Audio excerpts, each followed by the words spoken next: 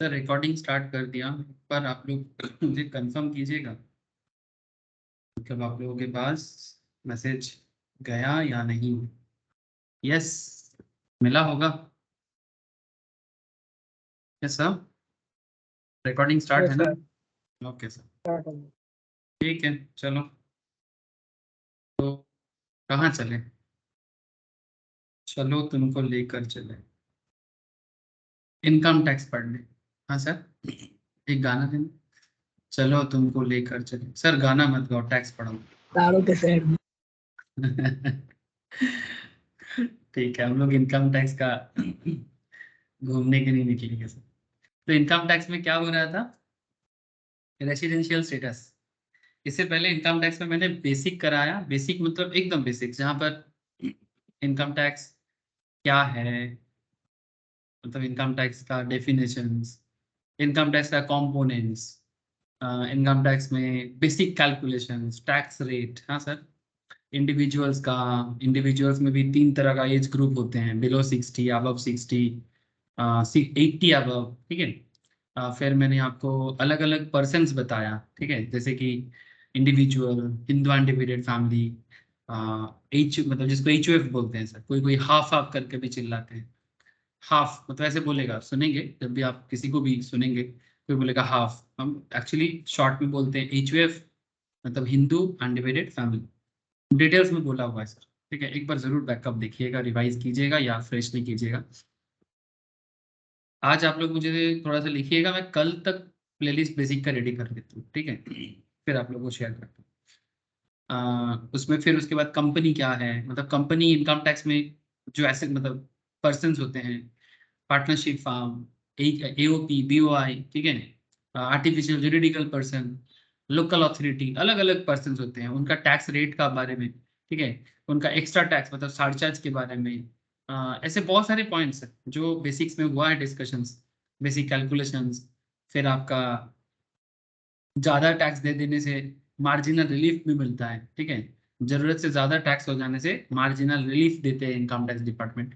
इसके बाद हम लोगों ने लास्ट वीक बेसिक्स में स्टार्ट किया सर क्या बोलते हैं उसको, रेसिडेंशियल स्टेटस, ठीक है। अब व्हाट इज रेसिडेंशियल स्टेटस? तो रेसिडेंशियल स्टेटस का मतलब है कि अगर आप इंडिया में टैक्स पे करोगे तो इंडिया में आपका रेसिडेंशियल स्टेटस प्रूव होना चाहिए। मतलब कहने का मतलब ऐसा है, रेसिडेंशियल स्टेटस से एक्चुअली किसको इंडिया में टैक्स देना मैंडेटरी है वो प्रूव होता है, ठीक है। क्या सबको इंडिया में टैक्स देना पड़ता है? अरे नहीं, जो इंडिया में इनकम करेगा उनको टैक्स देना पड़ेगा।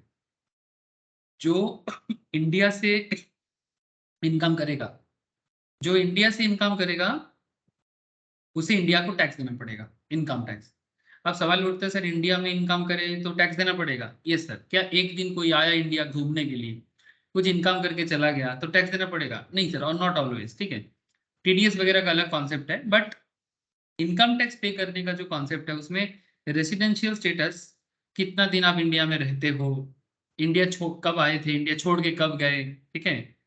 कई बार ऐसा देखा जाता है, एक फॉरेन पर्सन रेसिडेंट बन जाता है और एक इंडियन पर्सन नॉन रेसिडेंट बन जाता है, मतलब इंडियन ओरिजिन वाले बंदे। तो रेसिडेंशियल स्टेटस और सिटीजनशिप में फर्क होता है, ठीक है।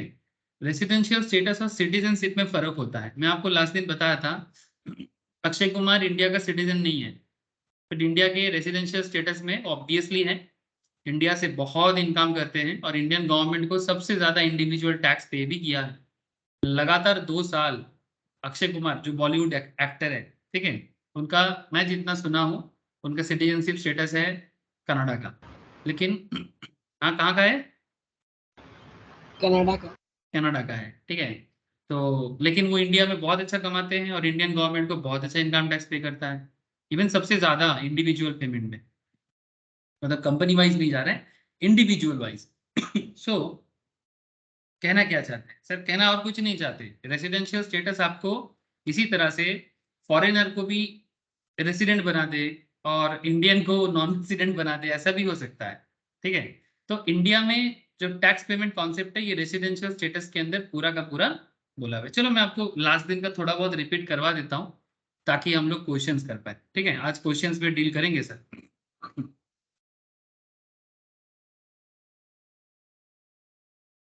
स्क्रीन शेयर है सर?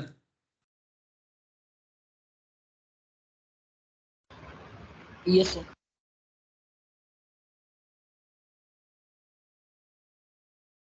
जैसे कि आप देख सकते हो स्क्रीन पे। हाँ सर, हम लोग इससे पहले बेसिक्स में काफी सारा बात किए हैं, ठीक है। बेसिक्स के अंदर हम लोग बहुत सारा डिस्कशंस करके रखे हैं, ठीक है? तो बेसिक में हम लोग ये भी देखे हैं कि ये देखो सर, ये बेसिक कंसेप्ट जब हम लोगों ने डील किया था, उसी टाइम पे मैंने आपको ये पॉइंट पे बात किया था कि सर इनकम टैक्स का कंपोनेंट कहाँ कहाँ से इनकम टैक्स देखा जाता है, और फिर step of total income and tax liability, step for computation of total income and tax liability का जो पहला पड़ाव है, ठीक है, the first stage to calculate the total income and tax liability, जो लोग आजकल एडवांस लेवल क्लास भी करते हो, जैसे कि ट्यूसडे एंड वेडनेसडे वाला क्लास, जहां पर हम लोग टोटल इनकम कैलकुलेट करते हैं, है ना सर। टोटल इनकम काफी एडवांस लेवल में डिस्कशन चल रहा है वहाँ। सो वहां पर हम लोग काफी डिटेल्स में पढ़ रहे हैं, एकदम फाइनल स्टेज भी कोई कोई कर लिया है, आई नो दैट। लेकिन सर हम लोग यहाँ पर बेसिक पढ़ रहे हैं, ठीक है, यहाँ पर हम लोग एडवांस बात नहीं करेंगे। तो डिटर्मिनेशन ऑफ रेसिडेंशियल स्टेटस, ठीक है, this is our current discussion point, determination of residential status, ठीक है। तो वही बात करने के लिए मैं आपको लास्ट क्लास से बहुत सारा बातें बनाया, बहुत सारा नोट्स लिखा है। लास्ट दिन तो करीब 14 पेज का नोट्स बन गया मेरे यहाँ, आप लोगों का शायद 5-7 पेज में बना होगा। सर क्या क्या क्या बोला था मैंने, चलो एक बार थोड़ा सा समरी कर दे। जो भी मैं आपको शेयर किया था लास्ट क्लास में, मैं थोड़ा उसको समरी कर देता हूँ आपको।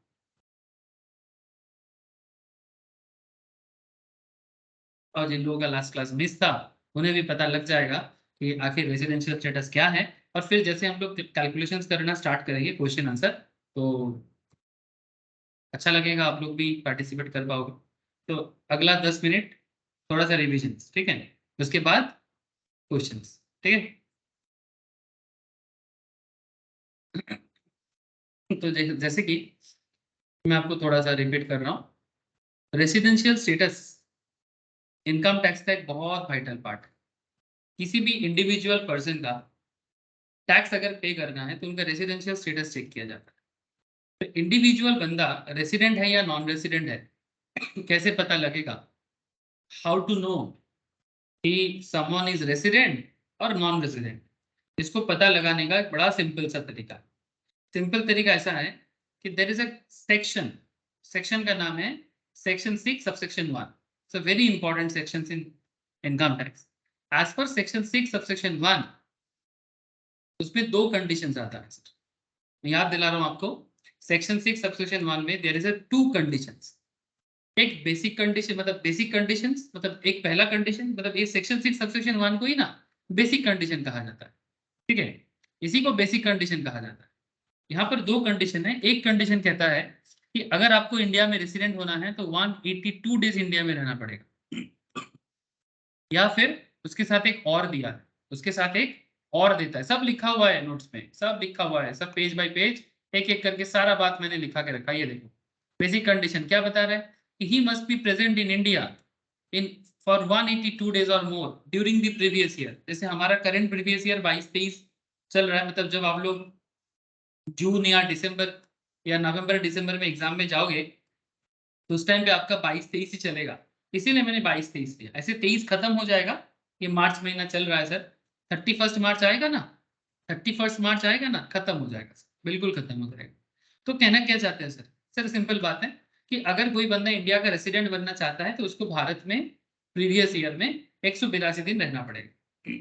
सर कोई भी, हाँ सर कोई भी, फॉरेनर भी, हाँ फॉरेनर भी, अच्छा जो इंडियन है वो तो भारत का है ही सर।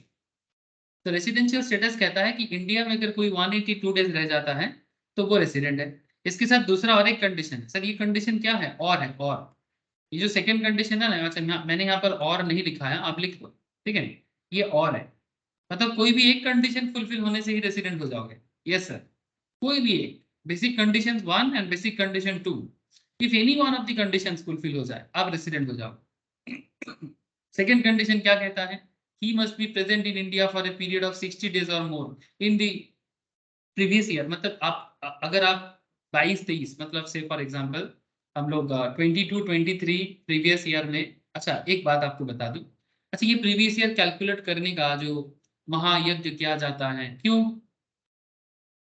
क्यों किया जाता है रेसिडेंशियल स्टेटस कैलकुलेट करने के लिए पीछे, इतना सारा बात क्यों कहा जाता है? क्योंकि इसके पीछे एक सिंपल सा रीजन है जो बेसिक में मैंने कवर करके रखा, आप लोग जानते हो। क्योंकि there is a concept of previous year in assessment year income tax, ठीक है। तो 22-23 अगर आपका प्रीवियस ईयर है तो आपका असेसमेंट ईयर क्या होगा? 23-24। इस सब मैंने प्रीवियस 3-4 लेक्चर में कवर किया। अब कॉन्सेप्ट क्या काम करता है सर, कि आप 22-23 में इनकम करोगे और 23-24 में टैक्स पे करोगे। तो जिस साल टैक्स पे करते हो एक्चुअली उस साल में कैलकुलेट होता है। तो प्रीवियस ईयर में कमाओ और असेसमेंट ईयर में गवाओ, ठीक है। कि कैसे गवाना? टैक्स दे के गवाना, ठीक है। तो दैट इज द पॉइंट। तो इनकम करना है प्रीवियस ईयर में और टैक्स देना है असेसमेंट ईयर में। सर इसका ऑपोजिट कुछ होता है क्या? हाँ, एक कॉन्सेप्ट होता है सर, एडवांस टैक्स कॉन्सेप्ट, ठीक है। ये हम लोग अभी करेंटली ट्यूसडे वाले क्लास में थोड़ा डिस्कस करेंगे, एडवांस टैक्स कॉन्सेप्ट, ठीक है। लेकिन फिलहाल अभी एडवांस टैक्स में नहीं चलेंगे sir. Advance tax, TDS, TCS का एक कॉन्सेप्ट आता है, आगे आगे चर्चा करेंगे जितना हम लोग दूसरे क्लासेस में या फिर जैसे जैसे आगे बढ़ते जाएंगे सिलेबस में आएगा। मतलब उसमें क्या होता है, प्रीवियस ईयर का टैक्स प्रीवियस ईयर में ही पे किया जाता है। मतलब 22-23 का टैक्स 22-23 में ही पे करना पड़ेगा, ठीक है। 23-24 का टैक्स 23-24 में ही पे करना, मतलब जिस साल कमाओगे उसी साल देना पड़ता है। That is called advance tax, ठीक है। अब यहाँ पर मैं आपको एडवांस टैक्स में कंफ्यूज अभी नहीं करूंगा, क्योंकि मैं आपको रेसिडेंशियल स्टेटस में फोकस करवाना चाहता हूँ। अब यहाँ पर आपको मैं क्या बोलना चाहता हूँ, मैं कुछ नहीं बोलना चाहता, जो इनकम टैक्स मुझे बोलवाना चाहता है मैं वही आपके साथ शेयर कर रहा हूँ। तो अगर आपको भारत का रेसिडेंट बनना है, आपको एक बेसिक सा कॉन्सेप्ट फॉलो करना है कि 182 दिन आपको भारत में रहना, ठीक है, प्रीवियस ईयर। आपके पास दूसरा एक और सिचुएशंस भी है। और सिचुएशंस क्या कहता है? ही must be present in India for a period of 60 days. उसे भारत पे, यस गुड इवनिंग। जो बंदा भारत का रेसिडेंट बनना चाहेगा सर, उसे कम से कम 60 दिन इंडिया में रहना पड़ेगा। कितना दिन सर? 60 डेज। कब? कितना दिन मतलब कब? ये 22-23 का बात कर रहा हूँ, मतलब जो भी प्रीवियस ईयर का कैलकुलेशन बनेगा उस प्रीवियस ईयर में। तो 22-23 प्रीवियस ईयर में अगर आप 60 दिन भारत में रह जाते हो और उसके पिछले 4 साल में 365 डेज, पिछले 4 साल मतलब इमीडिएटली प्रीसीडिंग। 22-23 का इमीडिएट प्रीसीडिंग क्या होता है सर? 22-23 का इमीडिएट प्रीसीडिंग क्या होगा? 21-22, 20-21, 19-20, 18-19, 4 साल। इमीडिएट प्रीसीडिंग 4 साल में 365 दिन आपको भारत में रहना पड़ेगा। अगर ये कंडीशन फुलफिल हो जाए तो भी आप भारत का रेसिडेंट, कोई भी एक सेक्शन 6 सबसेक्शन 1। इसलिए मैंने आपको स्टार्टिंग पार्ट में लिखाया कि अगर किसी को इंडिया का रेसिडेंट बनना है, he must fulfil any one condition out of 2 condition of section 6 subsection 1। अगर फुलफिल नहीं होता, इसीलिए क्या लिखा है यहाँ पर क्या लिखा है सर? अदरवाइज। क्या लिखा है? अदरवाइज। क्या बन जाओगे? क्या बन जाओगे सर? अगर सेक्शन 6 सबसेक्शन 1 का दोनों कंडीशन में से दोनों कंडीशन, कोई भी एक कंडीशन फुलफिल नहीं होता है, क्या बन जाओगे आप? जल्दी बोलो।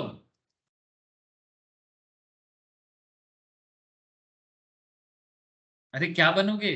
नहीं सर, जोगी बन जाएंगे। अरे नॉन रेसिडेंट बन जाओगे। हेलो, समझ में आ रहा है कि नहीं आ रहा है? याद याद आ रहा है कि नहीं आ रहा है? बोलो। आया सर। तो सेक्शन 6 सबसेक्शन 1 में दो कंडीशन में से कोई भी एक कंडीशन फुलफिल कर लो और आप या तो रेसिडेंट बन जाओ, अगर फुलफिल नहीं होगा तो नॉन रेसिडेंट बन जाओ। इसके बाद आपके पास एक सेकंड कंडीशन आता है। क्या कंडीशन आता है? Second condition. सेकंड कंडीशन क्या है? ये एडिशनल कंडीशन कहते हैं इसको। एक होता है बेसिक कंडीशन और दूसरा होता है एडिशनल कंडीशन। एडिशनल कंडीशन का दो पार्ट है। एडिशनल कंडीशन का दो पार्ट है, ठीक है। यही बात करके मैं आगे आगे और नया चीज में आऊंगा सर। उसमें एडिशनल कंडीशंस के बारे में कहाँ बोला है जानते हो? Section 6 subsection 6 of the income tax में बोला है। क्या बोला है? इतना बोला है sir, he is a resident in at least 2 out of 10 previous year. He is a resident in 2 out of 10 previous year preceding the relevant previous। मतलब अगर अगर किसी इंसान का 22-23 का रेसिडेंशियल स्टेटस चेक हो रहा है तो 22-23 के पहले 10 साल में, पिछले 10 साल में, he is a resident in at least 2 out of 10 previous year preceding the relevant previous year। 22-23 के एग्जैक्ट पीछे जो 10 साल आता है, उस 10 साल में कोई भी 2 साल में आपको भारत का रेसिडेंट होना पड़ेगा। अब आपके मन में फिर से चल रहा है सर रेसिडेंट होने का क्या कॉन्सेप्ट, अभी तो पढ़ा है। रेसिडेंट होने का कॉन्सेप्ट इज, रेसिडेंट होने का कॉन्सेप्ट कहाँ छुपा हुआ है, सेक्शन 6 सबसेक्शन 1 में छुपा हुआ है। तो सेक्शन 6 सबसेक्शन 6 कहता है, सेक्शन 6 सबसेक्शन 6 कहता है कि अगर आप जिस साल का इनकम टैक्स प्रीवियस, जिस प्रीवियस ईयर का इनकम टैक्स आप कैलकुलेट कर रहे हो, उस प्रीवियस ईयर के ठीक पीछे 10 साल में, 10 साल के अंदर कोई भी 2 साल में अगर आप भारत का रेसिडेंट रहा, ठीक है, तो क्या होगा बताते हैं। या फिर उसके साथ और एक कंडीशन, और नहीं, ये एंड है, मतलब दोनों कंडीशन फुलफिल होना है, ये एंड है sir, 1 and 2 both you have to fulfil. अगर नहीं होगा तो खेल थोड़ा बदल जाएगा। He will stay in India in last 7 years preceding the relevant previous year is 730 days। और वही बंदा जो जिसका हम रेसिडेंशियल स्टेटस कैलकुलेट कर रहे हैं, जिस प्रीवियस ईयर का कैलकुलेट कर रहे हैं, उसके पिछले 7 साल में 730 डेज भी उनको इंडिया में रहना पड़ेगा, दोनों, 10 में 2 रेसिडेंट और 7 में 730 दिन। अगर दोनों, इसका देखो मैं यहाँ पर मैथमेटिकली भी दिखा के रखा, जैसे अगर किसी का प्रीवियस ईयर 22-23 का कैलकुलेशन हो रहा है रेसिडेंशियल स्टेटस का, पिछला 10 साल क्या होगा, 21 22 20 21 19 20 18 19 17 18, इस तरह से 12 13 तक मैंने गया, और उसको जाते जाते क्या मिला, 10 साल मिल गया। 10 साल में आपको कोई भी 2 साल में रेसिडेंट बनना है, इसलिए मैंने यहाँ पर 19 20 एंड 16 17 को रेसिडेंट कर दिया। मतलब मान लिया कि ये दोनों ईयर में आपने सेक्शन 6 सबसेक्शन 1 का जो कंडीशन है ना, वो फुलफिल कर लिया, ठीक है, तभी आप रेसिडेंट कहलाया। और इसके साथ पिछले 7 साल में एक एट ए टाइम, मतलब पैरेलली 2 साल रेसिडेंट और parallelly 730 days in 7 previous year, 730 days in 7 previous year. मतलब ये जो 1 2 3 4 5 6 7 साल दिख रहा है ना, इस 7 साल में 730 दिन भी भारत में रहना होगा। अगर दोनों में दोनों कंडीशन फुलफिल होता है तो आपको रेसिडेंट एंड ऑर्डिनरी रेसिडेंट कहा जाता है, आरओआर कहा जाता है। आरओआर सर क्यों बता रहे हो लास्ट क्लास का, सर क्योंकि आज में हम लोग जो क्वेश्चंस करेंगे ना, वो सारा का सारा खेल इसी बात में छुपा हुआ है। अब जो ये बात नहीं समझ पाएगा उसका एक भी क्वेश्चन सही नहीं बनेगा, इसीलिए। नहीं तो मेरा क्या है सर, एक बात को बार बार बता के मैं अपना गला को ऐसे ही क्यों दर्द कराऊं, इसीलिए। सर मतलब आप ये कहना चाहते हो कि अगर ये एडिशनल कंडीशन में क्या होता है, किसी का आरओआर और आरएनआर प्रूव होता है क्या, सर आरएनआर क्या होता है, resident but not ordinary resident, ये भी लिखा हुआ है, resident but not ordinary resident. मतलब आरओआर का मतलब है सिंपल, थोड़ा सा मैं इसको हिंदीकरण किया अपनी भाषा में, आरओआर का मतलब होता है ऐसे भी रेसिडेंट वैसे भी रेसिडेंट, और आरएनआर का मतलब होता है resident but not ordinary resident. इसको अगर मैं थोड़ा अपने लैंग्वेज में बोलूं तो ऐसे तो रेसिडेंट बट वैसे रेसिडेंट ना भी हो सकता है, ये थोड़ा मेरा वर्जन है, लेकिन इनकम टैक्स में ऐसा कहीं पर भी लिखा नहीं है, ये मैंने अपने वर्जन में बनाया। आरओआर मतलब resident and ordinary resident, RNR मतलब resident but not ordinary resident. ऐसे तो रेसिडेंट है बट ऑर्डिनरी रेसिडेंट नहीं है, मतलब इसलिए मैंने बोला ऐसे रेसिडेंट बट वैसे रेसिडेंट ना भी है। बट आरओआर क्या कहता है, ऐसे रेसिडेंट वैसे भी रेसिडेंट, ऐसे भी रेसिडेंट वैसे भी रेसिडेंट, बस इतना याद रखें।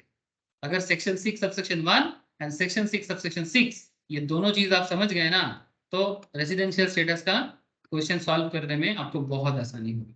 इसलिए मैंने नेक्स्ट पॉइंट में लिखा कि अगर कोई सेक्शन 6 सबसेक्शन 1 में एक बार रेसिडेंट प्रूव हो जाता है, फिर नेक्स्ट जो काम होता है ना, ये जो फ्लो चार्ट आपको मैं दिखाया था, इसमें मैंने सेकंड में ये लिखा, आप आरओआर बनोगे कि आरएनआर बनोगे। तो आरओआर और आरएनआर बनने का क्या कॉन्सेप्ट है, आरओआर और आरएनआर बनने का क्या कॉन्सेप्ट है, two condition out of two, two condition out of two. Section 6 subsection 6 में 2 कंडीशंस है, तब पिछले 10 साल में 2 बार रेसिडेंट बन जाओ प्रीवियस ईयर के, मतलब जिस प्रीवियस ईयर का आपने इनकम किया और जिसका इनकम टैक्स आप कैलकुलेट कर रहे हो, ठीक है, उस साल के पिछले 10 साल में, मतलब प्रीसीडिंग 10 इयर्स में कोई भी 2 इयर्स रेसिडेंट बन जाओ, और along with that, और नहीं and along with that 730 days पिछले 7 साल में 7 प्रीवियस ईयर में इंडिया में रह जाओ, तो क्या कहलाओगे, आरओआर कहलाओगे। अगर ये बात फुलफिल नहीं होगा तो आरनॉर कहलाओगे,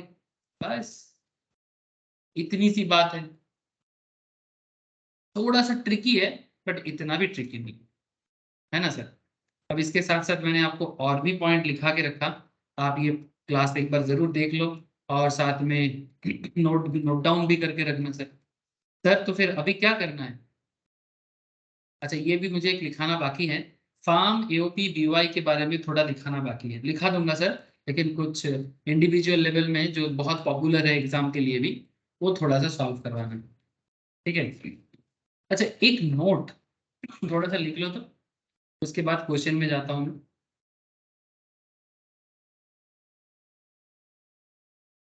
स्पेशल नोट बोल के एक नोट लिखो सर। मैं आशा करता हूँ कि आप नोट लिख रहे हैं सर, ठीक है। स्पेशल नोट बोल के एक नोट लिखिए सर। नोट पे क्या लिखना है वो तो बताइए, बता रहे हैं सर। सर नोट में ये लिखो, at the time of calculation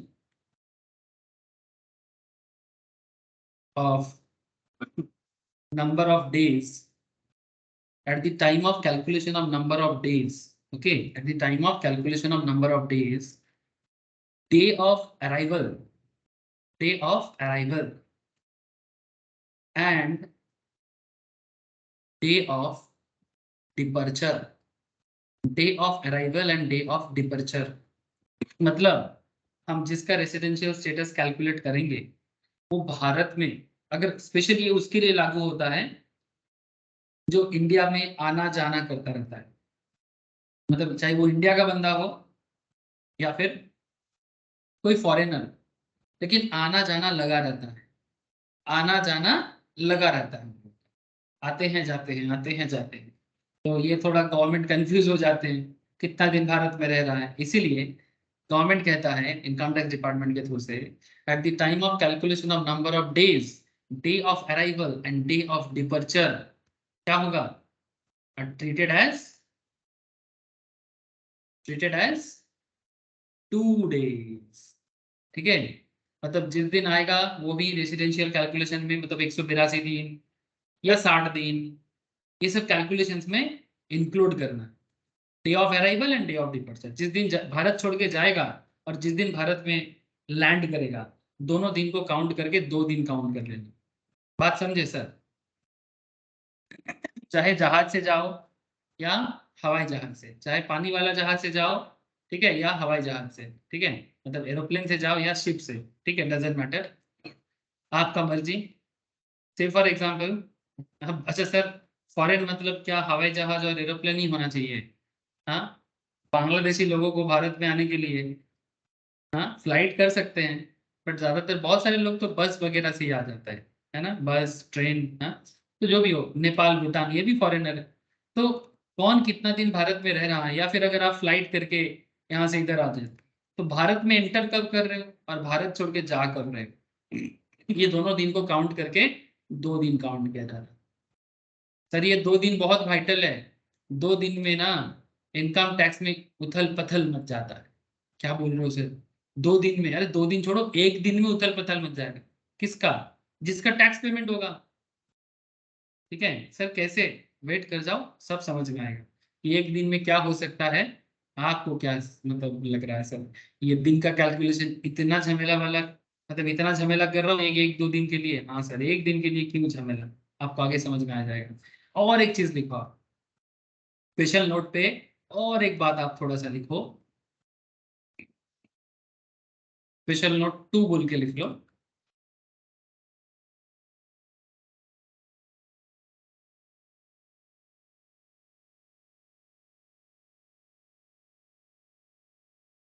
sir इसमें थोड़ा सा ग्राफिकली प्रेजेंट कर सकते हो, मतलब मेरा इच्छा ऐसा ही है कि आप प्रेजेंट करो। इसमें एक सेक्शन है, सेक्शन का नाम है सेक्शन 2 सबसेक्शन 25, ठीक है, सेक्शन 2 सबसेक्शन 25, जहां पर इंडिया क्या है उसके बारे में बोलो। सर इनकम टैक्स पढ़ रहे हैं, इंडिया के बारे में जान के क्या करेंगे, कि मन में चल ही सकता है ना कि सर इंडिया क्या है जान के क्या करें। सेक्शन 2 सबसेक्शन 25 ए, उसमें इंडिया क्या है डिफाइन करके रखा है, ठीक है। अब इस बात को मैं थोड़ा सा ग्राफिकली आपके साथ डिस्कस करूं। सर ये इतना क्या काम है इंडिया, अरे रुको जरा रुको, समझ में आ जाएगा।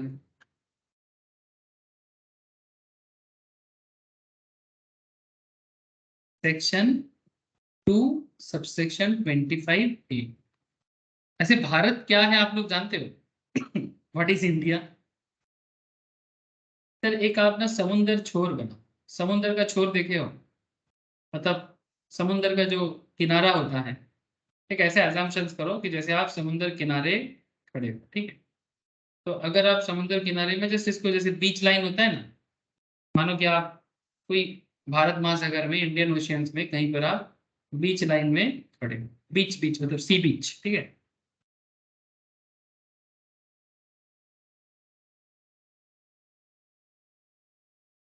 अब यहाँ पर खड़े रह के अगर मैं आपको पूछूं कि भारत कहाँ तक है, तो इसमें डेफिनेशन देता है income tax department, GST department, ठीक है। एक्चुअली हमारे कॉन्स्टिट्यूशन में लिखा हुआ है इंडियन टेरिटोरियल वाटर।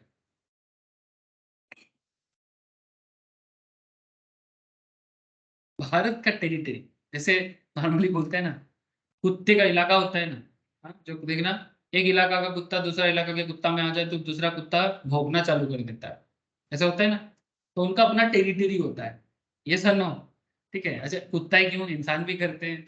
अगर कोई कोई भी foreign foreigner without proper visa and passport अगर भारत में आ जाएगा तो हम लोग भी भौंकना चालू कर देंगे ना, सिंपल बात है। तो इसीलिए टेरिटोरियल वाटर का, ठीक है। ऐसे नॉर्मली मैं कुत्ता का एग्जांपल इसलिए ले लिया, डॉगी का, क्योंकि बोलते हैं कि इलाका कुत्ते का होता है, ठीक है, लेकिन इलाका सबका होता है, territory.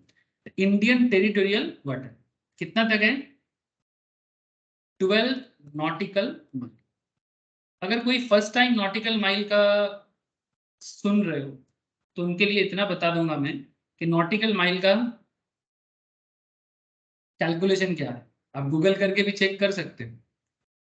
Nautical mile, 1 nautical mile equals to, 8 nautical mile equals to, ये जो लोग नेवी वगैरह में चलता है ना, उनके लिए बहुत कार्यगर होता है, और हम लोग कैलकुलेशंस भी कर सकते हैं।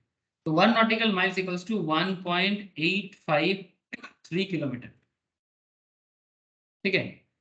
1.853 किलोमीटर 1 नॉटिकल माइल का वैल्यू होता है। यू कैन वेट गूगल करके देख सकते हो। तो 1.853 किलोमीटर, इससे आपको 1 नॉटिकल माइल का पता चला। तो भारत कितना हुआ? भारत से फॉर एग्जांपल आप इंडिया का कोई भी एक इंटरनेशनल समुंदर ले लेते हैं for the understanding purpose. International समुंदर मतलब जो एकदम इंटरनेशनल लोग यूज कर सकते हैं। जैसे ये हम लोग अगर मानो कन्याकुमारी में है, ओके, कन्याकुमारी में अगर हम लोग हैं, साउथ के एकदम लास्ट छोर, विवेकानंद रॉक, देखे हो कभी, किसी ने गए हो क्या? जहां पर विवेकानंद जी लगातार 1 महीना समुद्र के बीच में, तूफान के बीच में बैठ के तप किया था, ठीक है, ध्यान किया था। बाकी लोग देख के, मतलब साइक्लोन के बीच में, इमेजिन नहीं कर सकते आप। साउथ इंडियन के मतलब केरला के और तमिलनाडु के लोग देख के पागल हो गया था, बोले कि ये सन्यासी पागल हो गया है, क्या कर रहा है। यहाँ पर एकदम हमारे नीचे ये देखो कन्याकुमारी दिख रहा है ना, यहाँ पर, ठीक है, ये जो रॉक है ये विवेकानंद रॉक है, ये देखो, ठीक है। इधर यहाँ का एक फेमस पोएट का एक स्टैचू दिख रहा है, और थोड़ा दूर में आपको विवेकानंद रॉक भी दिख रहा है, ठीक है। तो दैट्स अ डिफरेंट पार्ट, ठीक है, थोड़ा सा आपको बता दिए। कभी हो सके तो जरूर घूम के आइएगा, ठीक है। विवेकानंद रॉक मेमोरी है, स्वामी विवेकानंद जी का जो ये लास्ट छोर है। यहाँ से मानो अगर आप भारत कितना है जानना चाहते हैं, तो एक तरफ तो हमें ये दिख रहा है कि सर इधर श्रीलंका है, यहाँ लक्काद्वीप है, ठीक है, यहाँ लक्काद्वीप है, ठीक है। और थोड़ा सा नीचे आओगे तो आपको मालदीव्स भी नजर आएगा, ठीक है। ये लक्काद्वीप का टेरिटरी है, मेन लक्काद्वीप यहाँ पर है, बट यहाँ पर भी कुछ आइलैंड लक्काद्वीप का भारत का टेरिटरी में नजर आता है। तो अगर लक्काद्वीप अगर भारत का लास्ट एंड है, ठीक है, मैं जस्ट एक एग्जांपल ले रहा हूँ, तो यहाँ से और 12 नॉटिकल माइल तक भी भारत है। सर उसके बाद क्या, उसके बाद क्या, 12 नॉटिकल माइल के बाद क्या, वही तो बताना है आप। चलो लिखो, जिसको लग रहा है सर ये जान के क्या होगा, 2 मिनट बाद उनको समझ में आ जाएगा कि इसको जान के क्या होगा। फिर आता है sir Indian custom water. Indian custom, ठीक है, और फिर आता है, अच्छा इंडियन कस्टम वाटर का डिस्टेंस लिख लो 24 नॉटिकल माइल।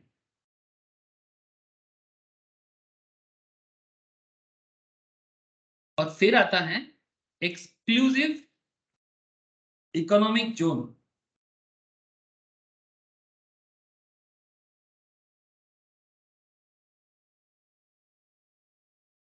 जो मोटा मोटी 200 नॉटिकल माइल तक भारत का हो सकता है। 200 नॉटिकल माइल।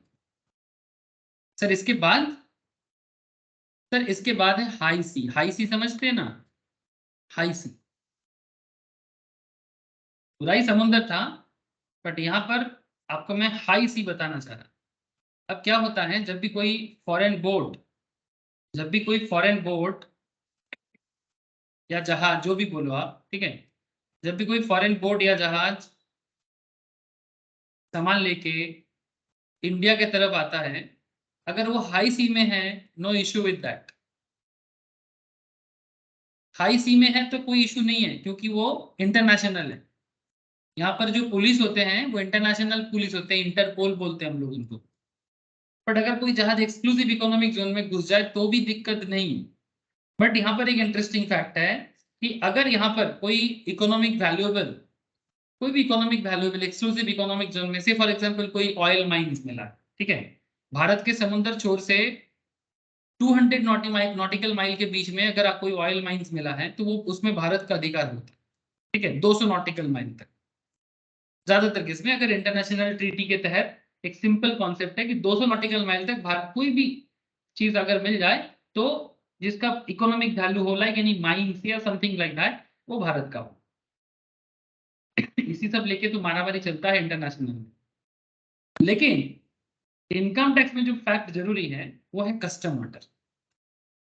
मैं बताता हूँ, कस्टम वाटर में अगर कोई गाड़ी घुस जाए ना, अगर कोई जहाज बाहर से आ रहा है और कस्टम वाटर में घुस गया, तो अब उसका ना रेसिडेंशियल स्टेटस काउंट हो जाता है। यही चक्कर है। इसीलिए कस्टम वाटर में अगर कोई भी अपना जहाज घुसाता है तो बड़ा सोच समझ के घुसाता है, क्योंकि कस्टम वाटर में आ जाएगा तो कस्टम ड्यूटी का पार्ट बन सकता है। ठीक है, तो वो सब पहले से डिस्कशंस कर लेते हैं कि हम भारत में एंटर कर रहे हैं, कस्टम वाटर में एंटर कर रहे हैं, ठीक है, सब एकदम थ्रू नेटवर्किंग के माध्यम से सब हो जाता है बात। लेकिन सबसे इंटरेस्टिंग फैक्ट है 12 nautical mile Indian territorial water. इसके अंदर आ गया मतलब आप रेसिडेंशियल स्टेटस के काउंट में आ जाओगे। इसके अंदर आ गए तो आप रेसिडेंशियल स्टेटस के काउंटिंग में आ जाओगे। कहने का मतलब है, जब हम लोग यहाँ पर बोला था ना, at the time of calculation of number of days, day of arrival and day of departure are treated as 2 days। इसीलिए इसीलिए ये चीज आपको मैं थोड़ा बताया। इंडिया, अच्छा अगर कोई आपको पूछे कि सर व्हाट इज इंडिया, तो आपका सिंपल जवाब यही होगा, सिंपल जवाब यही होगा, इंडिया एक्सटेंड्स। ये यूपीएससी में वाले भी पढ़ते हैं ये चीज, ठीक है। India extend up to 12 nautical mile. इस बात का ध्यान रखिएगा। Section 2 subsection 25, the territory of India as per article 1 of the constitutions, its territorial water, seabed, subsoil underlying such water, continental shelf, exclusive economic zone, any other specified maritime zone and the airspace above its territory। मतलब समुद्र के ऊपर का जो आसमान भी है वो भी भारत का, ठीक है। मतलब अगर आप बोलोगे सर अगर हवाई जहाज से आ रहा है, मतलब एरोप्लेन से आ रहा है, तो क्या, तो उसमें भी वही हिसाब होगा। Specified maritime zone means maritime zone as referred to the territorial water continental service, मतलब जो इंटरनेशनल जो मेरीटाइम जोन होते हैं ना, उसके हिसाब से। तो आपको मैं और बेटर तरीके से यहाँ पर एक्सप्लेन कर दिया सर कि इंडियन टेरिटोरियल वाटर क्या है, और इसके ऊपर बेस डिपेंड करता है इंडिया में कौन आ रहा है और जा रहा है, उसका काउंटिंग। सर बोलो, इंडिया क्लियर है? हेलो, अरे इंडिया क्लियर है या नहीं, बोलो तो सही।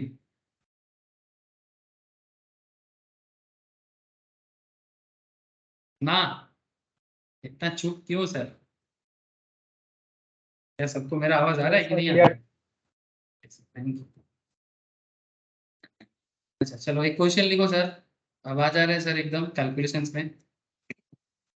मिस्टर एक्स एक foreign citizen,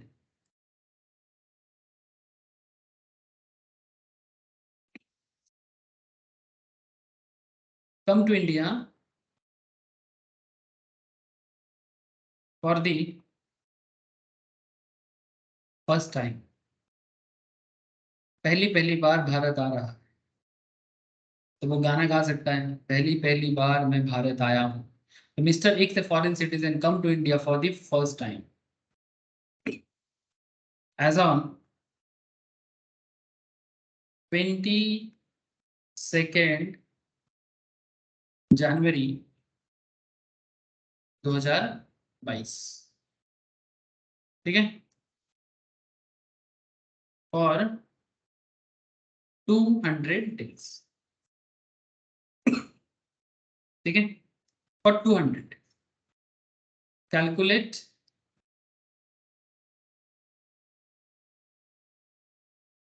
calculate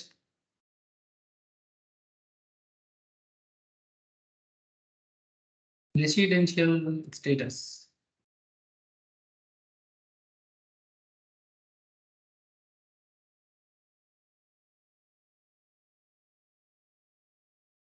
for previous year 21-22, assessment year 22-23।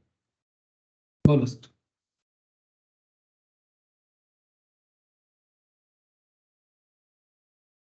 Previous year 21-22 में, प्रीवियस ईयर 21-22 में वो भारत का रेसिडेंट कहलाएगा या नहीं? आर्नर হবে। बोलो। आर्नर হবে। आर्नर होगा, मेरे को एक आंसर मिला आर्नर वाला। चलो देखते हैं सर, मेरे साथ साथ आंसर कैसे लिखना है वो लिख लो। एग्जाम में लिखना कैसे है, एज पर सेक्शन 6 सबसेक्शन 1, जिसके ऊपर मैंने स्टार्टिंग में ही आपको बता रहा था। As per section 6 subsection 1, an individual is treated as resident, treated ऐसे ही एग्जाम में लिखना है। अगर आप प्रॉपरली एक्सप्लेन नहीं करोगे विथ प्रोविजंस तो जवाब जवाब नहीं माना जाएगा, काट देंगे पूरा। तो as per section 6 subsection 1, an individual is treated as resident in India.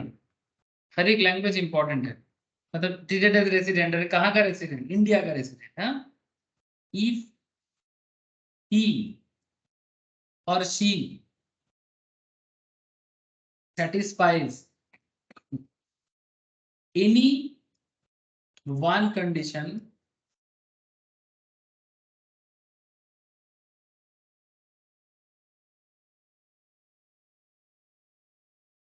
out of two, any one condition out of two, ठीक है, ऐसे लिखना है। दोनों कंडीशन में से कोई भी एक कंडीशन फुलफिल करना है। अब कोई थोड़ा बेसिक बोल के भी लिख सकते हो, ठीक है। कंडीशन ए क्या है, कंडीशन ए क्या है सर, देना पड़ेगा। Physically physically present in India, हाथ का स्पीड जबरदस्त होना चाहिए आप लोगों को एग्जाम टाइम में। अभी मैं स्पीड में नहीं करूंगा, थोड़ा समझा के करा रहा हूँ इसलिए। फिजिकली प्रेजेंट मतलब नहीं तो इतना जल्दी हाथ चलाना है, नहीं तो एक 2 नंबर 3 नंबर के लिए कितना समय दोगे। तो physically present in India for at least 182 days during 21-22, previous year 21-22, ऐसे करके लिखना है। अगर मानो प्रीवियस ईयर मेंशन नहीं किया तो ये भी अच्छा बात नहीं है। सेकंड कंडीशन क्या है, present in India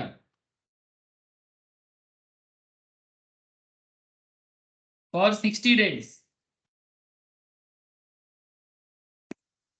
during previous year 21-22 and क्या सर एंड क्या बोलो? 365 days in immediately for 365 days in immediately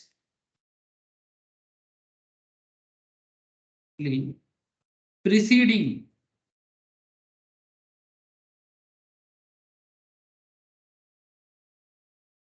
for previous year। बात समझ में आया सर? ठीक है, लैंग्वेज सही हुआ क्या? Present in India for 60 days during previous year 21-22 and 365 days in immediately preceding for previous year, ऐसे भी लिख सकते हो। And 365 days in for previous year immediately preceding the previous year, ऐसा भी लिख सकते हो। ठीक है, प्रीवियस ईयर क्या है? 21-22, this is our current previous year, जैसे मैंने क्वेश्चंस में आपको दिया। अब आपको फटाफट हिसाब लगा लेना है। ये तो था प्रोविजंस, ये प्रोविजंस था कि इंडिया का रेसिडेंट है या रेसिडेंट नहीं है, ये देखने का। प्रीवियस ईयर आपका क्या है? आपका करंट प्रीवियस ईयर है 21-22। आपको इसको चेक करने का बड़ा सिंपल तरीका मैं आपको बता रहा हूँ। सर आप पहले ना एक चीज मुझे बताओ, प्रीवियस ईयर चालू कब होता है? फाइनेंशियल ईयर का जो डेट है वही है। अकाउंटेंसी में हम लोग फाइनेंशियल ईयर जानते हो ना, अप्रैल टू मार्च, वही वाला कॉन्सेप्ट यूज कर रहे हैं। ठीक है, तो प्रीवियस ईयर का भी स्टार्टिंग डेट होता है अप्रैल।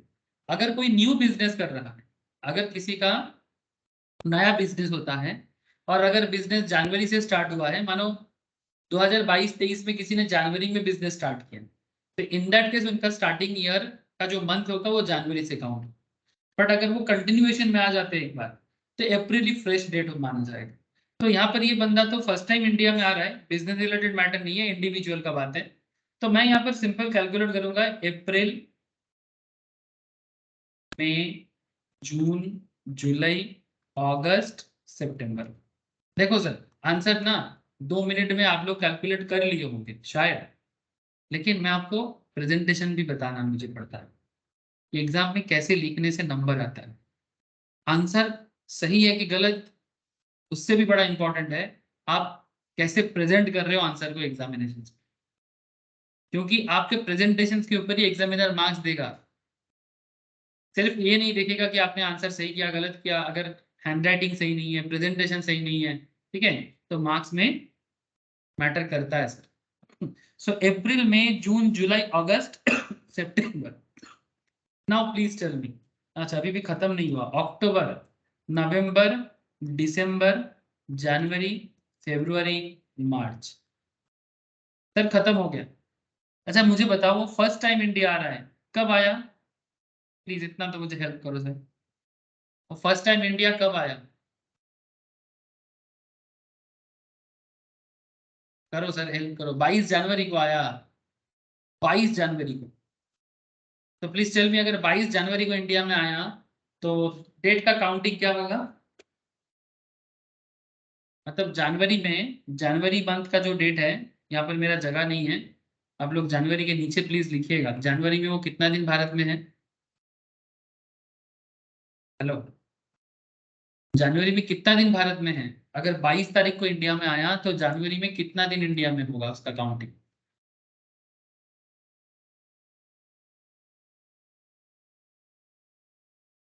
अरे बोलो ना। हाँ सर, आपने ऐसा हिसाब किया ना, 31 डेज का जनवरी है, यहाँ से आपने 22 को हटा दिया तो आपका 9 दिन 10 होता दिन। है, 9 दिन होता है। लेकिन मैंने अभी अभी आपको एक स्पेशल नोट लिखा है, क्या लिखाया? At the time of calculation of number of days, day of arrival and day of departure are treated as 2 days। अच्छा क्या यहाँ पर वो डिपर्चर किया कि अराइवल किया?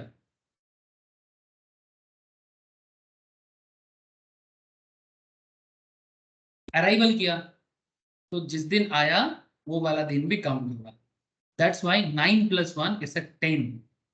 ये सिंपल याद रख लेना। हर एक मंथ के कैलकुलेशंस में जो भी डेट का अराइवल माना जाएगा उसको काउंट करके आपका 10 दिन हो जाएगा। ठीक है, माइनस नहीं, माइनस करके 9 होगा तो +1 कर देना, जो भी डेट आएगा +1 कर देना। दैट इज वाई ये 10 डेज काउंट होगा। तो जनवरी में हम इसको 10 दिन मानेंगे। फेब्रुआरी में, फेब्रुआरी महीना कितना दिन का है? 22 का, 22 का फेब्रुआरी लीप ईयर था क्या? क्या 2022 लीप ईयर था?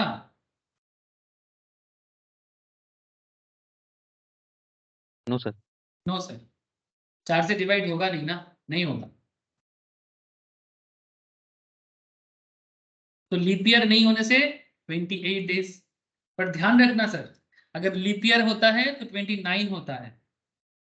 लीप ईयर होगा, जैसे 2024 में शायद हो जाएगा leap year, 4 5 4 6, yes 2024 leap year आने वाला है।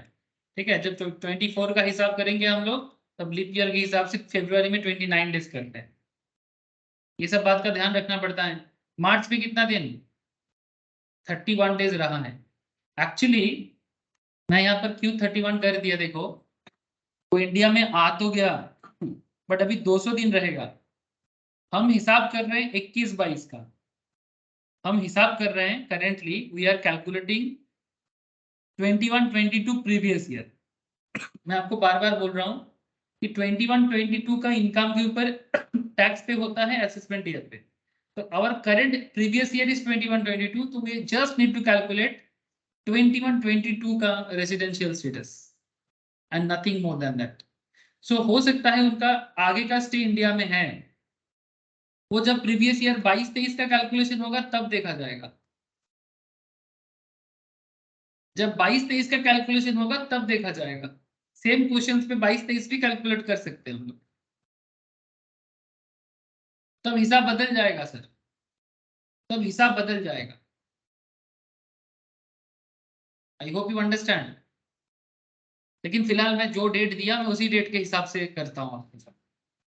तो तो अगर आप 22-23 को छोड़ो, अभी 21-22 का एक हिसाब लगाओ आप, प्रीवियस ईयर का कैलकुलेशन ऑलवेज प्रीवियस ईयर का होगा। Assessment year is just assessment year and paying the tax. Okay, तो 21-22 में आप मार्च में ही आपका जर्नी खत्म होता है, 21-22 खत्म होता है मार्च में। इसके बाद अप्रैल 22 में, जून के 22 में, मई के 22 में वो भारत में रहा है नहीं रहा है, currently not required, currently not required. तो हम बस इतना काम करेंगे, कितना दिन टोटल होता है इतना हिसाब लगा लेंगे। बताओ, मेरे हिसाब से 69 डेज होगा। क्या आप लोगों का भी सेम आया क्या? Yes sir. ना क्वेश्चन इज दैट, प्रोविजन याद करो और कैलकुलेशन को देखो। एक फॉरेन सिटीजन पहली पहली बार भारत आ रहा है, पहली बार भारत आके जिस प्रीवियस ईयर में वो भारत को एंटर किया, उस प्रीवियस ईयर में वो भारत में 69 डेज रहा है। प्लीज टेल मी, क्या सेक्शन 6 सब सेक्शन 1 उसे भारत का रेसिडेंट का कैलकुलेशन मतलब एक्सेप्ट करेगा? तो क्या सेक्शन 6 सब सेक्शन 1 उसको इंडिया का रेसिडेंट घोषित कर पाएगा?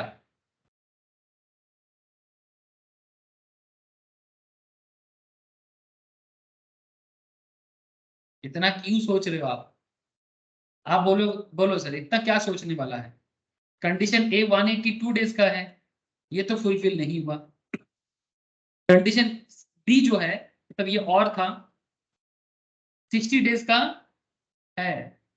बट सर पिछले 4 साल में भी तो 365 डेज इंडिया में रहना होगा। पर वो तो पहली पहली बार भारत आ रहा है, तो पिछले 4 साल में भारत में रहने का क्या एविडेंस दे पाओगे आप? ओहो, बात समझ में आया कि नहीं आया?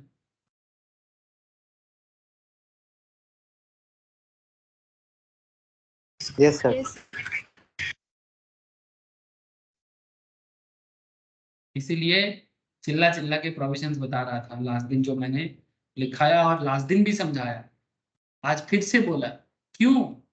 इसी चक्कर के लिए, ये जो रफू चक्कर है ना, इसी चक्कर के लिए। ठीक है, अब चलो देखते हैं, कंक्लूजन मारो।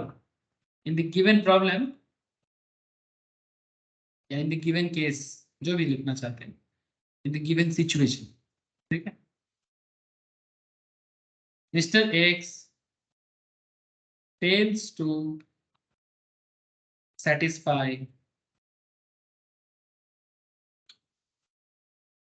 both the condition ना सर, both the condition, कोई भी कंडीशन फुलफिल नहीं कर पाया, both the condition of section 6 subsection 1. So क्या? So mister X is a non resident. Mister एक नॉन रेसिडेंट है इंडिया में. अच्छा, नॉन रेसिडेंट होने का फायदा और असुविधा क्या है? एडवांटेज डिसएडवांटेज क्या है नॉन रेसिडेंट होने का? कौन मुझे बता सकते हो? कॉमन सेंस ही थोड़ा यूज करके बताओ.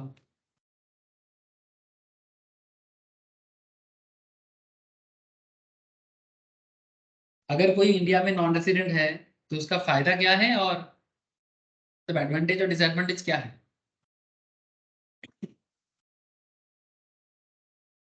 क्या ऐसा है कि नॉन रेसिडेंट को इंडिया में टैक्स नहीं देना पड़ता? देना पड़ता है. अगर कोई नॉन रेसिडेंट है और इंडिया से इनकम करेगा तो देना तो पड़ेगा. और उसका डिसएडवांटेज ये होता है कि इनकम तो करेगा, टैक्स भी देना है, बट आपको किसी भी तरह का इनकम टैक्स का जो अलग अलग बेनिफिट होता है ना, वो बेनिफिट नहीं मिलेगा. बट अगर आप रेसिडेंशियल स्टेटस के हिसाब से रेसिडेंट बन जाते हो इंडिया का, भले ही फॉरेनर ही क्यों ना हो, आपको वो बेनिफिट मिल जाता है. ये सब क्वेश्चन हम लोग आगे आगे करेंगे सर, आपको और अच्छा लगेगा तब. ठीक है. So what is the point here? अच्छा, और एक बात, फॉरेन होने का मतलब नॉन नॉन रेसिडेंट होने का, फॉरेनर छोड़ो, फॉरेनर और इंडियन का मैटर नहीं है.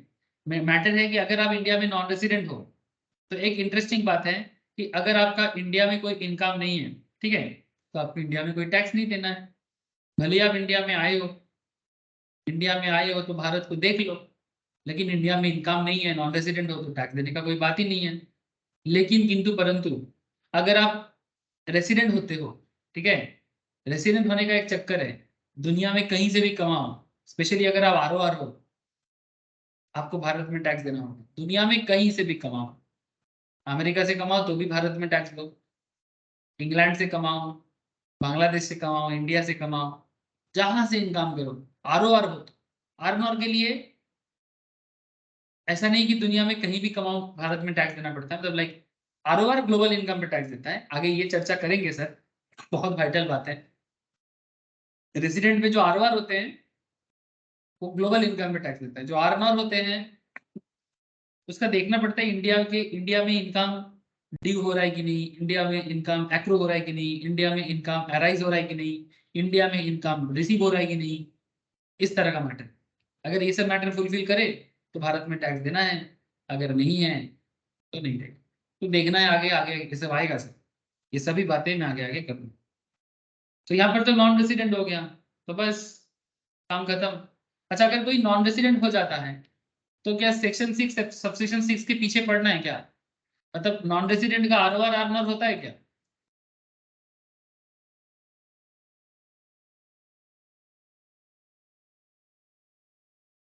हेलो, क्या नॉन रेसिडेंट का आर नॉर कॉन्सेप्ट होता है?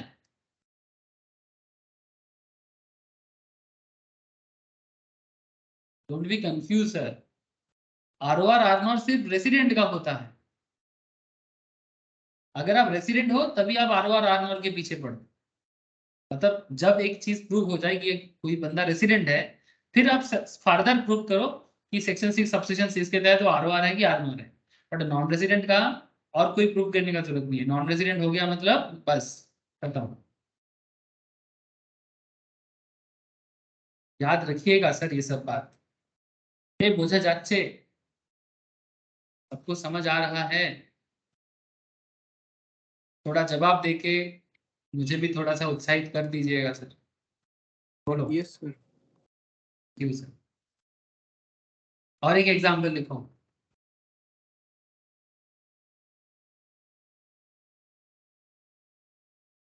पहले थोड़ा इजी इजी दे रहा हूँ, अगर इजी क्वेश्चन कर समझ जाते हो फिर धीरे धीरे टफ में जाऊंगा. Mister X comes to India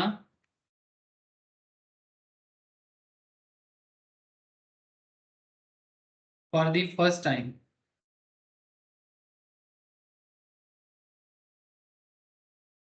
for the first time कब आ रहा है? 7 जुलाई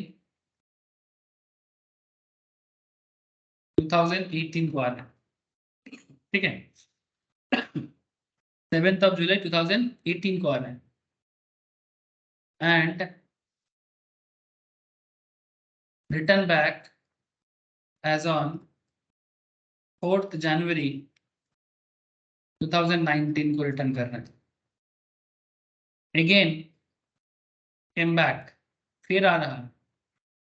बोला ना आपको आना जाना लगा रहता है, या आना ये जाना, लगाना है फेरा, हाँ करता रहता है ये जो भी ऐसे काम करते हैं। तो 4th January 2019 again came back, ठीक है, again came back to India as on 4th September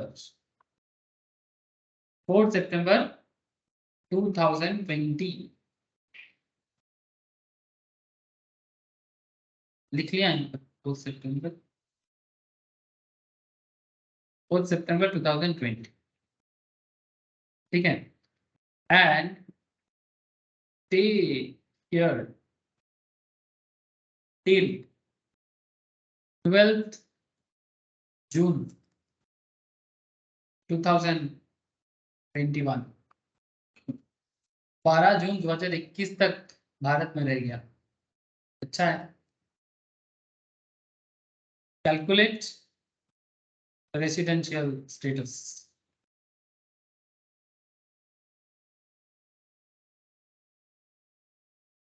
of Mr. X for previous year 21-22, assessment year 22-23। बोलो जवाब दो।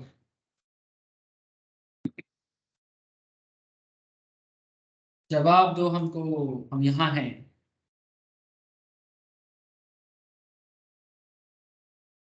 जवाब दो हमको, बोलो क्या होगा। अच्छा सर एक चीज प्रोविजंस और मैं रिपीट नहीं करूंगा, हाँ मैं यहाँ पर बस आपको एक छोटा सा चीज बता दे रहा हूँ। सेक्शन 6 सबसेक्शन 1 का जो प्रोविजंस है वो तो आपको प्रूव करना है ना। अगेन सेक्शन 6 सबसेक्शन 1 को आप लिख लीजिएगा, जो मैंने आपको लास्ट क्वेश्चन में भी लिखाया। मतलब आपको पहले ये बताना पड़ता है कि आसपास सेक्शन 6 सबसेक्शन 1 ये होता है। मतलब point A and point B, मतलब basic condition, also known as basic condition. तो पहले आप रेसिडेंट होने का बेसिक कंडीशन को पुट कर दो, basic condition A and basic condition B, ठीक है। इसके बाद आप कैलकुलेशन पार्ट में जाओगे, तो मैं डायरेक्टली आपको कैलकुलेशन में ही लेके जा रहा हूँ, ठीक है। मतलब वही आना जाना लगाना है फेरा, ठीक है।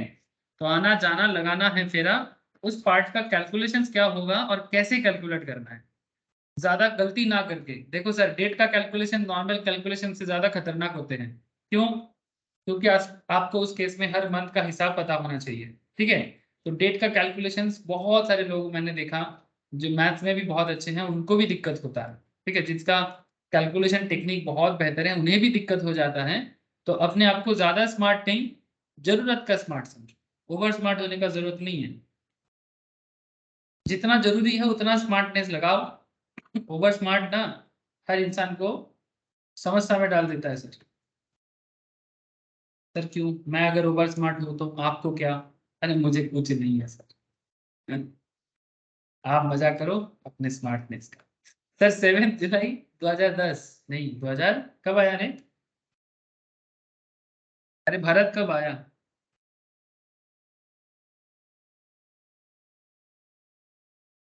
7 जुलाई 2018, बोलो ना 2018 ना सर। Thank you.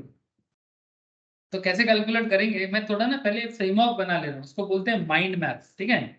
क्या बोलते हैं इसको? Mind map. सर ऐसा करना जरूरी है क्या एग्जाम में? सर करने से गलती नहीं होगा, जो करके आओगे कॉन्फिडेंस रहेगा। 7 जुलाई 2018 को वो फर्स्ट टाइम इंडिया में आ रहा है।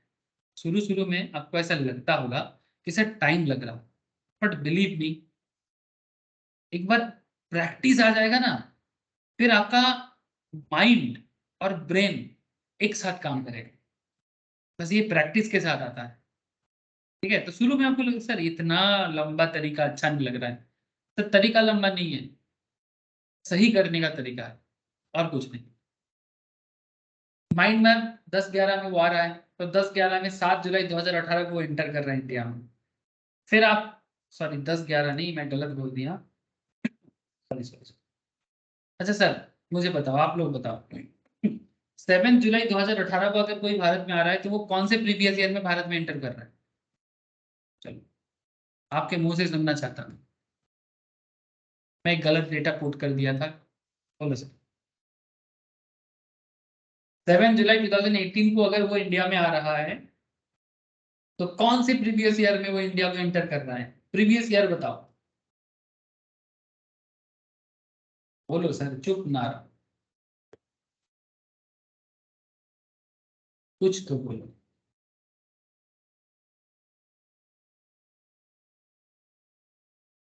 अरे हिसाब लगाओ ना। 21, 22। हाँ 18। सर देखो 7 जुलाई मतलब ये स्टार्ट कब हुआ है? 1 अप्रैल 2018 में स्टार्ट हुआ है, तो ये 18-19 का पार्ट है। सिंपल है ना। 7 जुलाई 2018 ये फाइनेंशियल ईयर कब स्टार्ट हुआ? सर ये फाइनेंशियल ईयर स्टार्ट हुआ है 1 अप्रैल 2018 को। खत्म कब होगा? 31 मार्च 2019 को। इसलिए आपका आंसर क्या होगा? Previous year 18-19। ओके, अब प्रीवियस ईयर 18-19 7 जुलाई 2018 का कॉन्सेप्ट है। इसके बाद वो इंडिया में आई थिंक 4 जनवरी तक रहा है ना सर? प्लीज टेल मी। 4 जन 2019 तक है ना? 4 जनवरी 2019 तक वो भारत में रहा।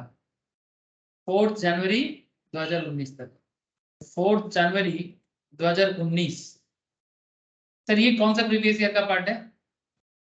Sir this is also previous year 18-19। Now इसके बाद वो इंडिया में फिर से आ रहा है। कब? Again came back to India 4 सितंबर 2020 को आ रहा है। 4 सितंबर 20 को। जब वो 4 सितंबर 20 को आ रहा है तो 4 सितंबर 2020, प्लीज टेल मी सर, 4 सितंबर 2020 कौन सा प्रीवियस ईयर का पार्ट है?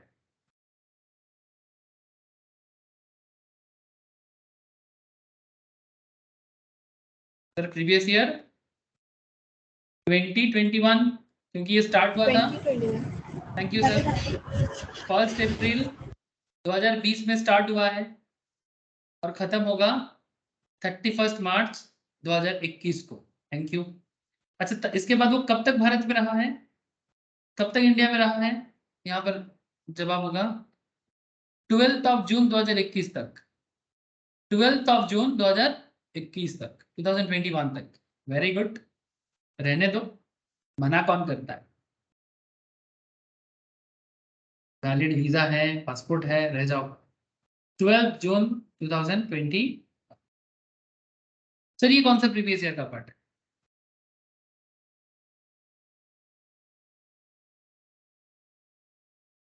प्रीवियस ईयर ये स्टार्ट हुआ है 1 अप्रैल 21 को, खत्म होगा 22 को, तो ये प्रीवियस ईयर 21-22 का पार्ट है सर, है ना? ये प्रीवियस ईयर 21-22 का पार्ट है। ओके, अगर आपको ये पूरा खेल समझ में आया, ठीक है, अगर आपको ये पूरा खेल समझ में आया तो मैं आगे का बात करूँ। ठीक है, डेट का आना जाना और प्रीवियस ईयर का हिसाब लगाना, डेट का आना जाना और प्रीवियस ईयर का हिसाब लगाना बहुत जरूरी है। सर क्यों? सर जरूरी इस बात के लिए है, चलो अब क्या करना है, हमारा मेन प्रीवियस ईयर क्या है? 21-22। इसके पीछे हम कितना साल तक जा सकते हैं सेक्शन 6 सबसेक्शन 1 के तहत? बोलो ना।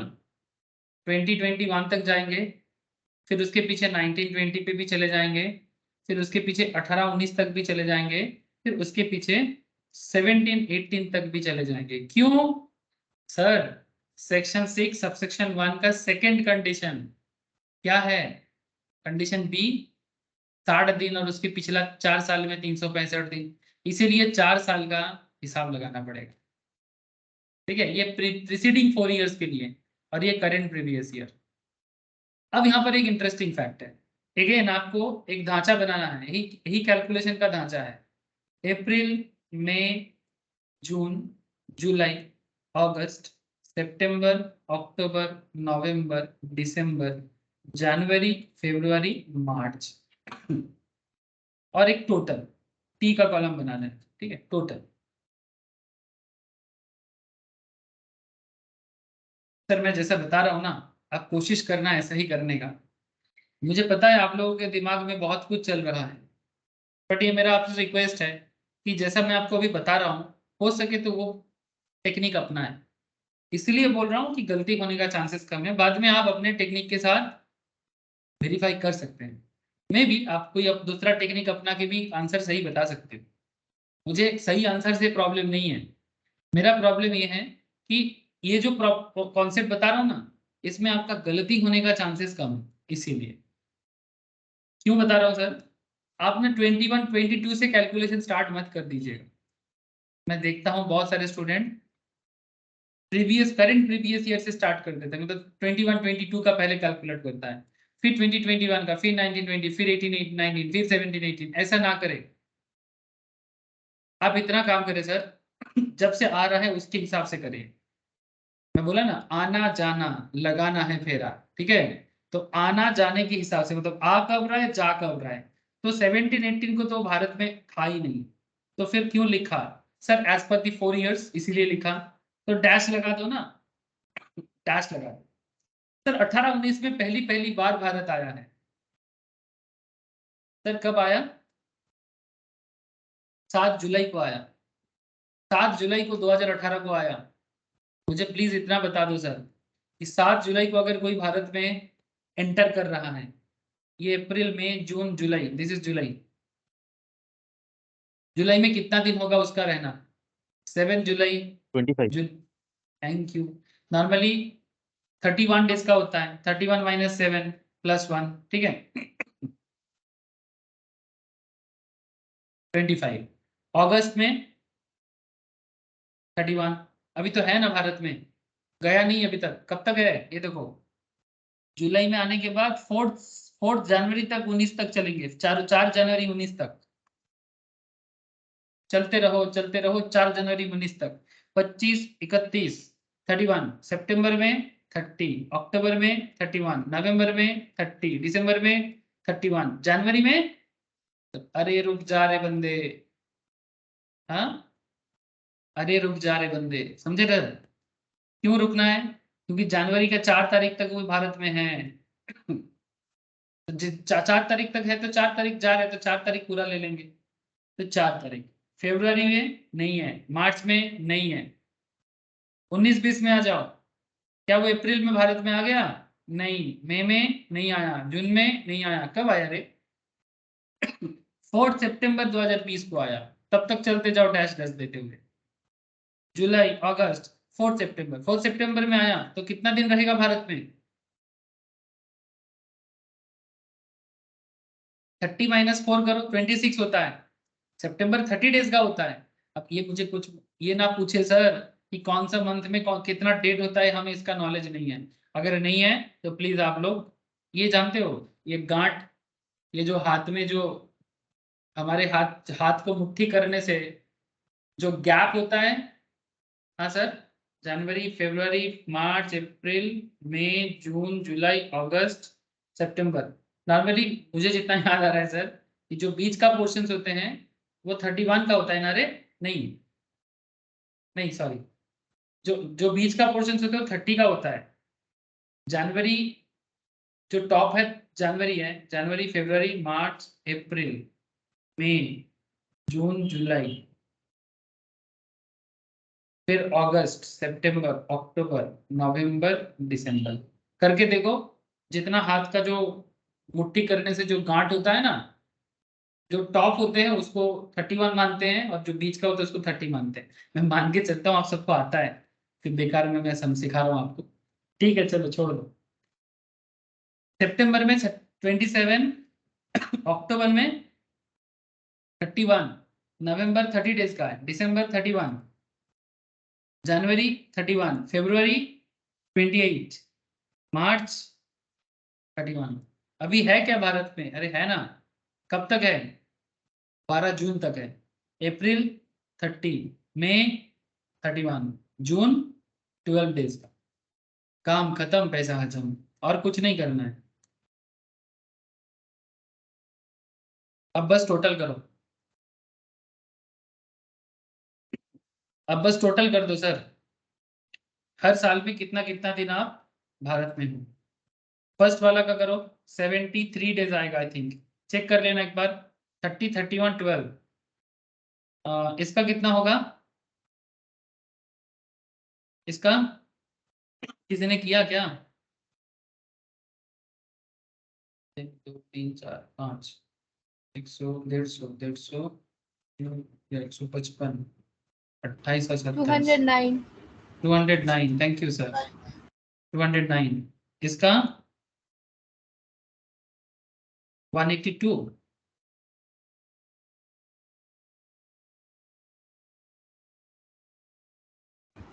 482, 482 या सॉरी 182 ना सर? Yes sir, 182। अच्छा एक चीज देख लो तो, एक गड़बड़ हुआ है लग रहा है मुझे। सर ये फरवरी 28 जो है, ये 20 का फरवरी है ना? ये 2020 का फरवरी है ना?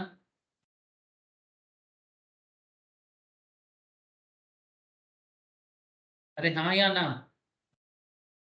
सर 21 है। नहीं, ये जो 20 का, ये जो 19-20 का है, इसका जो फरवरी है, ये 2020 का फरवरी है। 2020 तो लीप हाँ ईयर हाँ था, तो 29 होगा ना? 2020 लीप ईयर था ना? मैं आपको बोला कि सर थोड़ा हिसाब रखिएगा। 210 होगा फिर ये। तो 210, 182, 73। अब प्रीवियस ईयर को अलग रखना, इसको सेपरेट रखना, और इसे अलग रखना, क्योंकि ये पिछले 4 साल का डेटा है, ये प्रीवियस 4 इयर्स का डेटा है।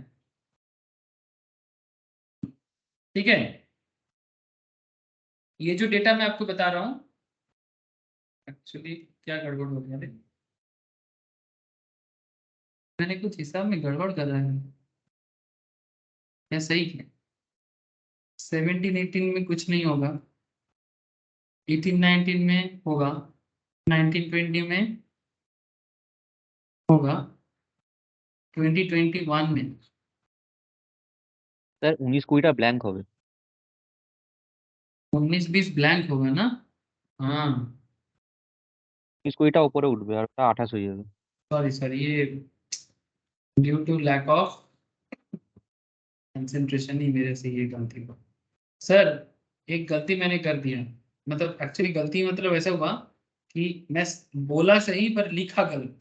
ठीक है, मैंने गलत जगह में लिख दिया, क्योंकि वो तो प्रीवियस ईयर 2021 में आया, और फिर 21-22 तक रहा, और 19-20 में ये जो गैप है, ये gap actually very good Subhajit, thank you, thank you Subhajit, thank you. Sir ये 19-20 पूरा गैप करो, सॉरी, देखो एक छोटा सा गलती मेरे से, गलती करा दिया था। 19-20 का ये सारा चीज गैप होगा, कुछ नहीं होगा, वो भारत में था ही नहीं। और ये जो 30, 31, 12 का डेटा है, ये यहाँ पर जाएगा 30, 31, 12। जिसने भी गलत किया मेरे जैसा, चेंज कर लो। और 2021 में उसका सितंबर में हो जाएगा 27, अक्टूबर में 31, नवंबर में 30, दिसंबर में 31, जनवरी में 31, फरवरी में ये 21 ही होगा सर, 28 ही होगा, और मार्च में 31। अब ठीक है सर, इसको 210 नहीं 209 ही करो, क्योंकि 20-21 में जो फरवरी पड़ रहा है, 21 वाला 21 वाला, ये फरवरी लीप ईयर नहीं है। ओके, ये फरवरी लीप ईयर नहीं है।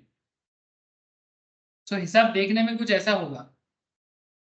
मेरा प्रेजेंटेशन थोड़ा सा प्रेजेंटेशन गड़बड़ हो गया सर, इसलिए मतलब लिखने का जगह गड़बड़ कर दिया। आई होप आप लोग समझ गए कि क्या गड़बड़ मैंने किया। ये आपका 21-22 का डेटा है जो 73 डेज आया। ये आपका 209 दिन होगा। ये गैप ही रहेगा, ये ब्लैंक है। ये आपका 182 डेज होगा और ये ब्लैंक रहेगा।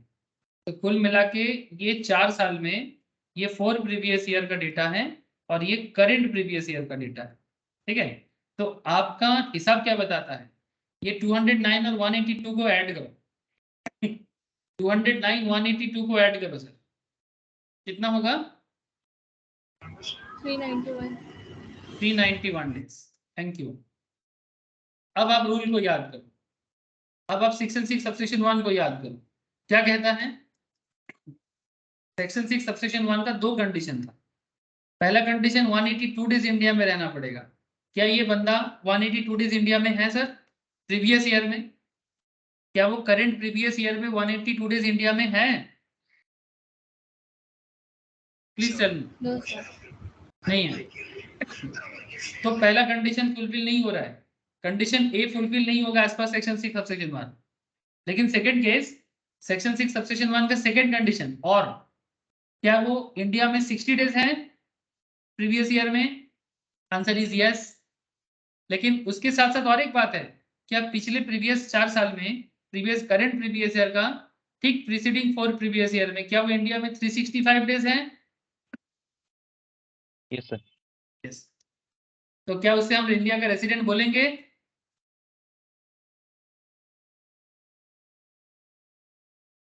हाँ सर। हाँ sir yes,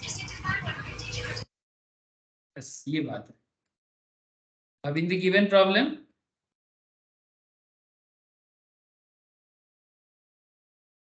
mister x satisfy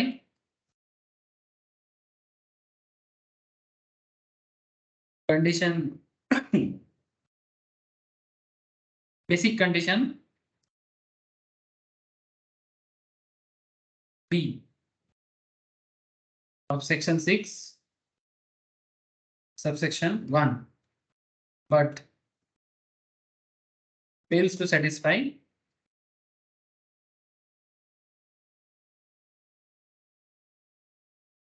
basic condition A।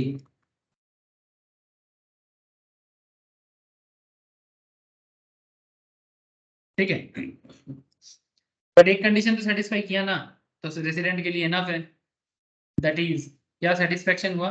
अच्छा रहता है ये पहले लिखते, जो सेटिस्फाई नहीं किया उसको पहले लिखते और इसको बाद में लिखते, पर ठीक है कोई बात नहीं। दैट इज 73 डेज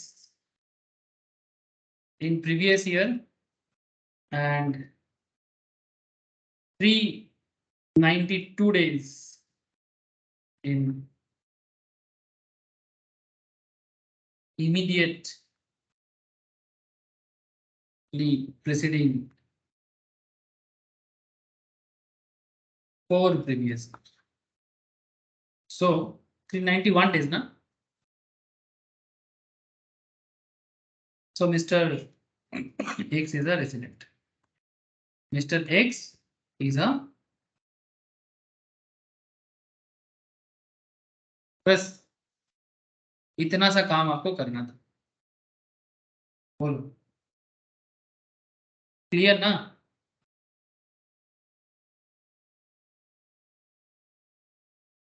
बुझा कैसे तो?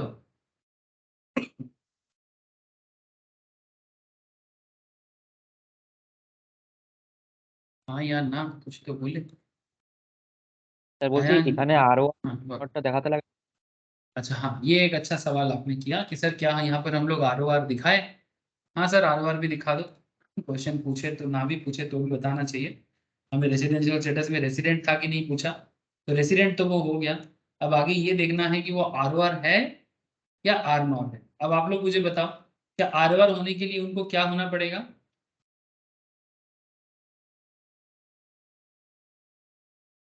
ROR होने के लिए उनको क्या करना पड़ेगा, मतलब सेक्शन 6 सबसेक्शन 6, सेक्शन 6 सबसेक्शन 6 के तहत उनको क्या करना पड़ेगा? बोलो ना।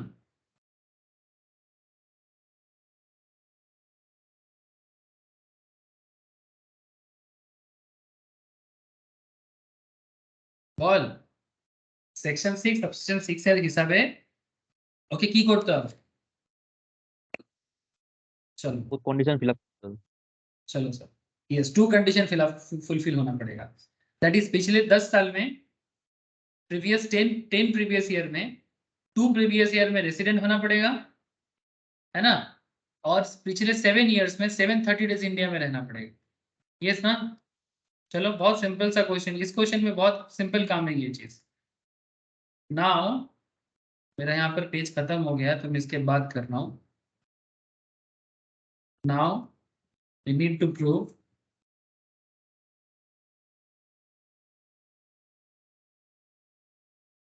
ROR और R-NOR कंडीशन। सो ROR R-NOR कंडीशंस के लिए क्या करना पड़ता है? आपको पता है सेक्शन 6 सबसेक्शन 6, तो एज पर सेक्शन 6 सबसेक्शन 6 क्या रूल है? As per section 6 subsection 6 rule क्या है? लिखो कंडीशन ए, इसको बोलते हैं एडिशनल कंडीशन। सेक्शन 6 सबसेक्शन 6 को क्या कहते हैं सर? एडिशनल। मैं प्रोविजन लिखा रहा हूं एक बार फॉर दी रिवीजन पर्पस, आपको आदत होगा। एडिशनल कंडीशन मतलब मैं आपको बस ये लिख दिया यहाँ पर सेक्शन 6 क्या क्या रूल क्या है? Resident in 2 out of 10 previous year immediately preceding the previous year, immediately preceding the previous year। और कंडीशन बी जो है एंड, हाँ this is and concept, present in India for at least 730 days in 7 previous year immediately preceding the previous year।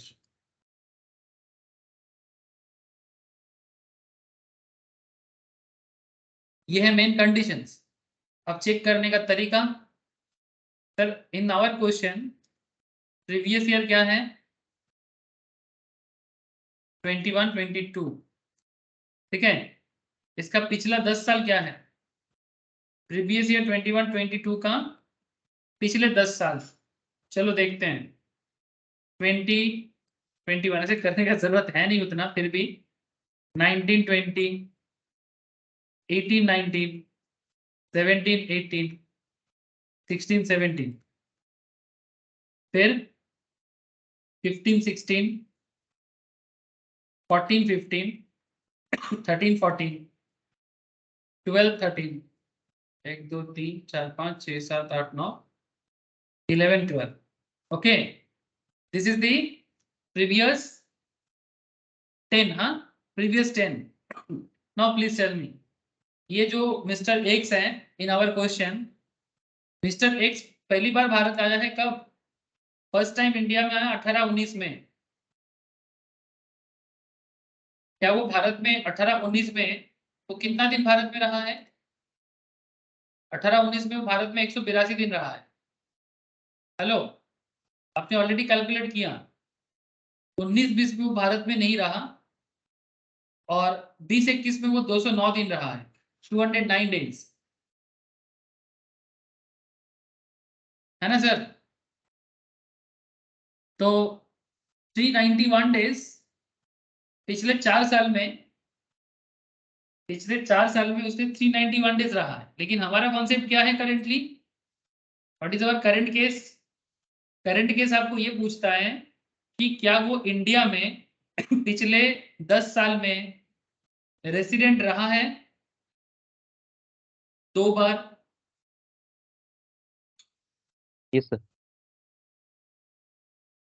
2021 में resident है? Answer is yes. 18 19 में resident है?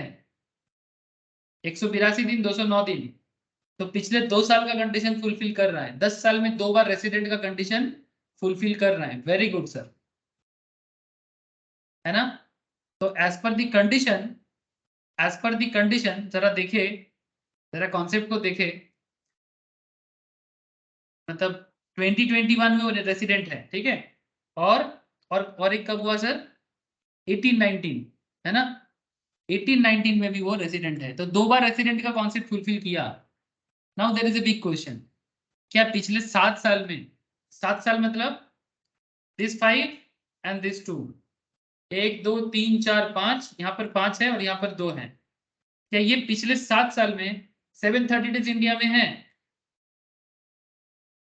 Sir 4 साल में 391 डेज तो पता लगा है, 4 साल में 391 डेज तो पता लगा है, बट 730 दिन, 730 डेज इन 7 प्रीवियस ईयर, क्या ये पॉसिबल हो पाएगा?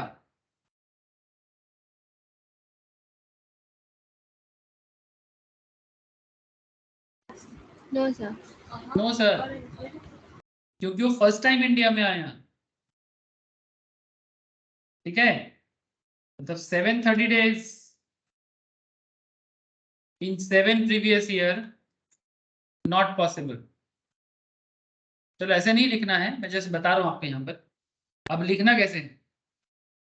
लिखो, in the given case mister x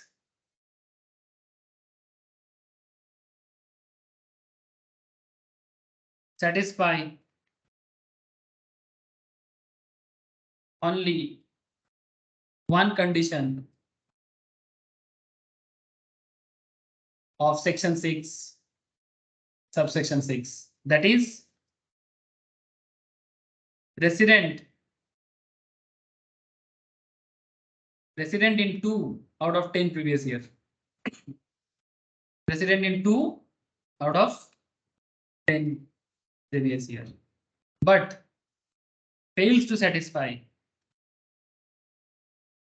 Mr. X satisfy only one condition of section subsection 6, that is section in 2 out of 10 previous year, but fails to satisfy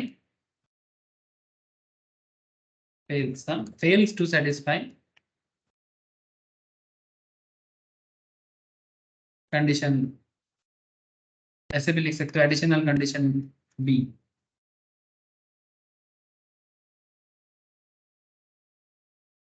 additional condition B, that is 730 days in 7 previous year. So Mr. X is a R not. अगर दोनों condition में दोनों fulfil होता तो mister x को हम लोग ROR बना देते हैं, but in the given case सिर्फ एक ही कंडीशन फुलफिल हुआ है, तो उनको R नॉर बन के ही रहना पड़ेगा, ठीक है। क्योंकि वो रेसिडेंट तो है, तो रेसिडेंट अगर सेक्शन 6 सबसेक्शन 6 का एक कंडीशन फुलफिल करता है, दूसरा नहीं, या कोई भी कंडीशन फुलफिल नहीं करता है, अगर मानो कोई भी कंडीशन फुलफिल नहीं करता, तो भी आर्नर कहलाता, तो भी आर्नर कहलाता। आर्नर मतलब resident but not ordinary resident. बोलो सर, क्लियर है? ऐसे प्रूव करना है, ऐसे प्रोविजंस के साथ प्रूव करना है। हवा में आंसर मत लिखिएगा, पूरा काट देगा, क्योंकि ये सब प्रोविजन बेस्ड और कैलेंडर बेस्ड क्वेश्चंस है, मतलब डेट बेस्ड। और एक एग्जांपल लिखो सर, मैं आप लोगों को घर पे ऐसा बहुत सारा क्वेश्चन सिमिलर प्रोवाइड करूंगा, आप लोग प्रैक्टिस करिएगा। हाँ सर, प्रैक्टिस करके मुझे शेयर कीजिएगा, फिर नेक्स्ट क्लास में और चर्चा करेंगे। एग्जाम्पल 3, एक इजी क्वेश्चन दे रहा हूं, एक बहुत आसान क्वेश्चन दे रहा हूं, चलो देखो बताते कि नहीं, मतलब आप लोग कैसे बताते हो।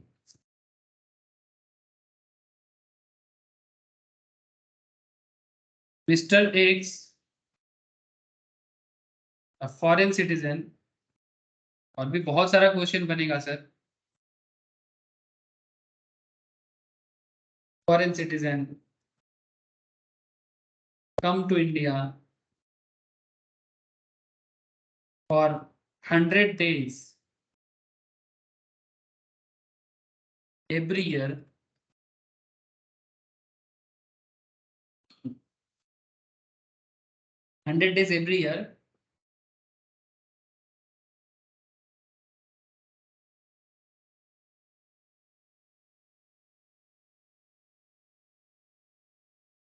every year from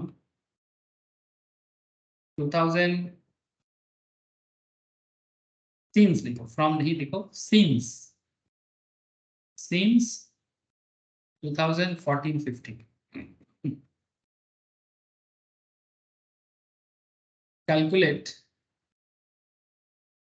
residential status of Mr. X for previous year 21. Yes sir, इस क्वेश्चन का जवाब दो मुझे, क्या होगा? प्रोविजंस नहीं, एटलीस्ट कैलकुलेशन पार्ट। एक बंदा हर साल 100 दिन करके भारत में आते हैं फ्रॉम 14-15 से। No question is just ask you, आप इस बंदे का रेजिडेंशियल स्टेटस बताइए प्रीवियस ईयर 21-22 के लिए। होगा क्या सर? आंसर होगा? मतलब आप ट्राई कर रहे हो कि नहीं? प्रोविजंस को मैं स्किप कर रहा हूँ करेंटली, ठीक है? मतलब वही सेक्शन 6 कैसे देना है प्रोविजन आंसर, मतलब सब्जेक्टिव जब भी आंसर देना पड़ेगा वही as per section 6 sub section 1, ठीक है, वगैरह वगैरह लिखना चाहिए आप 182 डेज ऐसे करके। तो मैं उस पार्ट को थोड़ा स्किप कर रहा हूँ, ठीक है? कैलकुलेशन पार्ट में आ जा रहा हूँ सर। ये आप लोग लिख लीजिएगा, कॉपी में कंप्लीट आंसर होना चाहिए। हर क्वेश्चन में लिखा रहा हूँ ना, तो रिपीट करके समय नहीं करना, इसीलिए थोड़ा सा मैं आपको बोल रहा हूँ, आप लिख लीजिएगा। लेकिन कैलकुलेशन पार्ट क्या होगा? 14-15 में 100 डेज, 15-16 100 डेज, 16-17 100 डेज। सर कविता क्यों बना रहे हो? 17-18 100 डेज। कब से चल रहा है? 14-15, 15-16, 16-17, 17-18। अच्छा हमको ऐसा करना चाहिए, मैं थोड़ा सा गलत तरीके से कर दिया, थोड़ा गलत तरीके से कर, मतलब স্যার আর্নর হবে बोलो आर्नर आर्नर, तो हाँ सर रेसिडेंट होगा पर आर्नर होगा। चलो एक बार देख लेते हैं सुरजीत का बात कितना सही है। प्रीवियस ईयर क्या है हमारा? 21-22। तो हम प्रीवियस ईयर के पिछले 4 साल को देखेंगे ना, तो 20-21 देख लेते हैं, 19-20 देख लेते हैं, 18-19 देख लेंगे, और 17-18 तक देख लेंगे। इतना देखने से हो जाएगा ना? तो सबसे पहले तो ये देखना है 21-22 में कितना दिन। सर 21-22 में तो 100 दिन, चलो ठीक है। सर 20-21 में, सर हर साल 100 दिन करके तो आ रहा है, आपने तो बता दिया। ये भी 100, ये भी 100, ये भी 100, ये भी 100। तो sir as per the answer, मतलब as per the section 6 subsection 1, previous year में कितना होना चाहिए जब फर्स्ट कंडीशन फुलफिल करेगा कि second condition? Second first second sir, very good. 60 days का कॉन्सेप्ट फुलफिल हो रहा है, और पिछले 4 साल में 365 की जगह प्रीवियस 4 ईयर में 365 होना चाहिए, 400 दिन होना है ना, 365 की जगह 400 डेज। तो एकदम आंखों देखी, इसको बोलते हैं visible, just one visible concept आप देख पा रहे हो उसको, कि आप एकदम इसको देख पा रहे हो कि ये एकदम आपका रेसिडेंट बन रहा है। वेरी गुड सर, इसके लिए आपको ज्यादा कुछ करने का जरूरत ही नहीं पड़ा। तो क्या लिखना है, एज पर सेक्शन 6 सबसेक्शन 1। ओ, प्रोविजन थोड़ा छोड़ रहे हैं, हाँ प्रोविजन छोड़ रहे हैं, मैं क्यों फिर से प्रोविजन नहीं लिखाऊंगा, इन द गिवन प्रॉब्लम बोल के लिखा देता हूँ। तो हाँ, in the given problem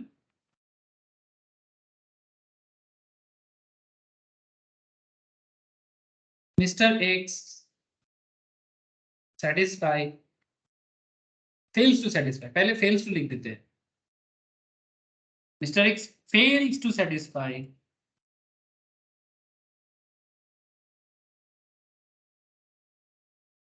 condition, basic बोल के लिख देना, तो basic condition of section 6, basic condition A, basic condition A of section 6 subsection 1, okay, that is 182 days in previous year, fail हो गया, but instead of that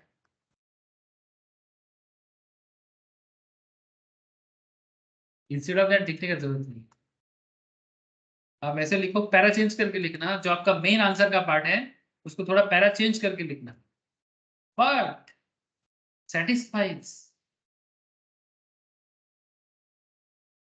condition, basic condition B of section 6 subsection। अब आप बता दो, that is 100 days in previous year, ऐसा करके लिख दो, मेरा जगह का शॉर्टेज है, मैं नेक्स्ट पेज पे जा रहा हूँ, that is 100 days in previous year 21-22 and 400 days in 4 previous year immediately preceding the previous, okay? So Mr. X is a president। अब जाके आंसर कंप्लीट होता है सर, भले ही आप कितना भी बोर हो जाओ लिखते लिखते, बट लिखना पड़ेगा, unless MCQ question is there, MCQ questions में आप कैलकुलेट करके जो भी जवाब है ढूंढ के पुट कर दें, ठीक है। अच्छा, अब क्या वो ये बनेगा सर आरओआर? 8 और हो जाएगा।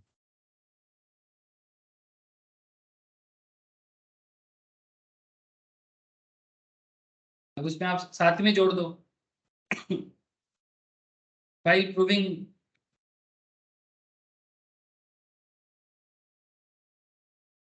ROR and R0। अच्छा सर, आंखों देखी समझ में आ जाएगा,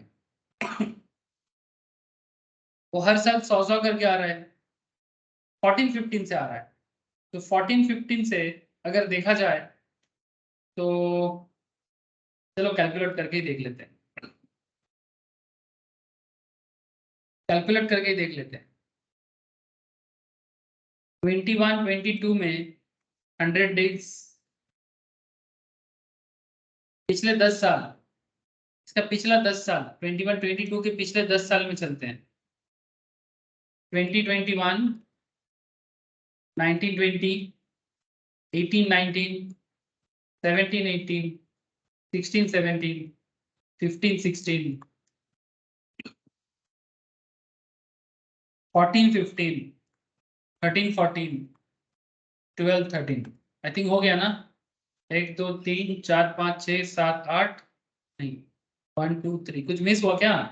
19 20 18 19 17 18 16 17 1 2 3 4 5 6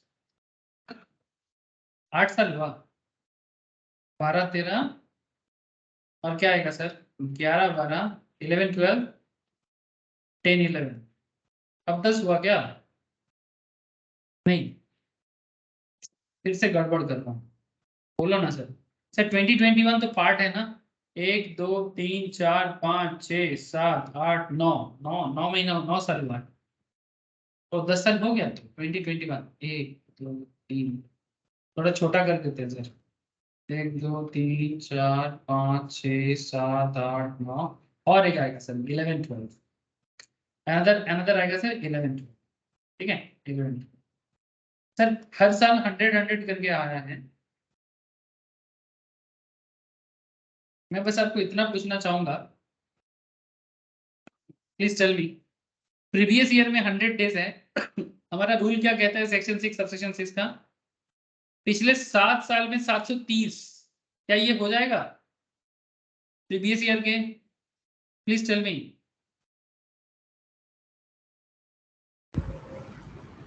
नो सर।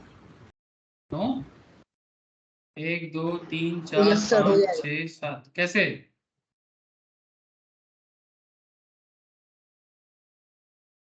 एक दो तीन चार पाँच छः सात, आपको 14 15 तक जाना। ये 7 प्रीवियस ईयर है ना, तो 7 प्रीवियस ईयर में 730 कैसे होगा? क्योंकि वो तो हर साल 100 करके है।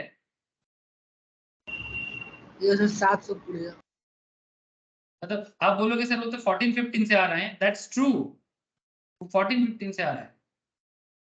1 2 3 4 5 6 7 100 100 100 कितना होगा? 700 होगा। 1 2 3 4 5 6 7, और हमारा रूल भी 7 साल का है, तो 7 प्रीवियस ईयर पे 700 डेज हो रहा है, विच इज नॉट वैलिड। अच्छा पिछले 10 साल में 2 बार रेसिडेंट, वो शायद हो जाएगा। मतलब जैसे हमने 21 22 में रेसिडेंट बना दिए थे, 21 22 में जस्ट हम लोग 17 18 का डेटा लिए थे, रेसिडेंट हो गया था। मेरे हिसाब से वो 20 21 का भी रेसिडेंट हो जाएगा, यस और नो? हाँ क्योंकि सर। आपके आपके पास और भी जगह है ना। तो अगर आप 20 21 22 में रेसिडेंट हुए थे, तो 2021 में भी रेसिडेंट हो जाओगे, बिकॉज यहाँ पर तो हम लोग सिर्फ 17 18 तक लिए हैं। अगर हम 14 15 तक ले सकते हैं जब से वो आया है, तो पिछले 10 साल में आप ये भी रेसिडेंट हो जाएगा। अच्छा 19 20 में हो सकता है क्या? 19 20 का पिछले 4, हाँ 19 20 में भी हो जाएगा, 1 2 3 4, 19 20 में भी रेसिडेंट हो जाएगा। तो 10 साल में 2 बार रेसिडेंट वो बन जाएगा, लेकिन पिछले 7 साल में 730 दिन नहीं हो पाएगा। सो क्या आर नॉट, तो लिखना है अगेन सेक्शन 6 सबसेक्शन 6 का प्रोविजंस को लिखना है। समझ गए ना sir? In the given problem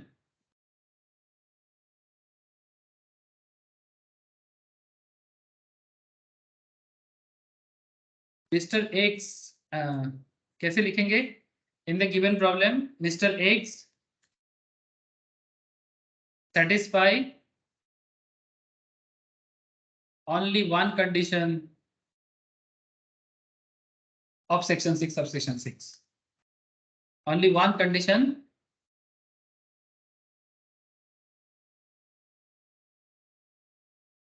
of section 6 subsection 6, सिर्फ एक ही कंडीशन वो सेटिस्फाई कर पा रहा है, that is resident in 2 out of 10 previous year and fails to satisfy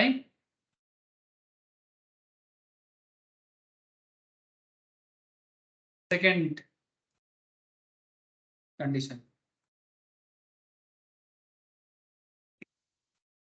ये सब अंडरलाइन करना ना, जिसके कारण वो नहीं हो पा, वो सब आपको मतलब पैरा चेंज करके अंडरलाइन करके लिखना चाहिए, ताकि एग्जामिनर को दिखे fails to satisfy second condition of section 6 subsection 6. So is a R not for the previous year 21 22. That's it. Easy से इजी क्वेश्चंस को भी ऐसे ही लिखना है। एक क्रिटिकल क्वेश्चन करके लिए दूं सर, ट्राई करना, जल्दी लिखो हाँ। होमवर्क एग्जाम्पल एक क्वेश्चन दे रहा हूं और भी भेजूंगा आपको पीडीएफ बना के, बट ये लिख लो। Mister x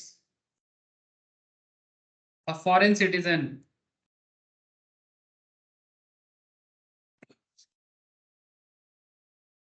came to India.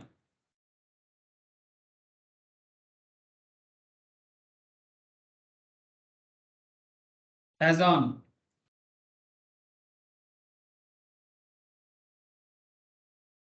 as on 14th February 2017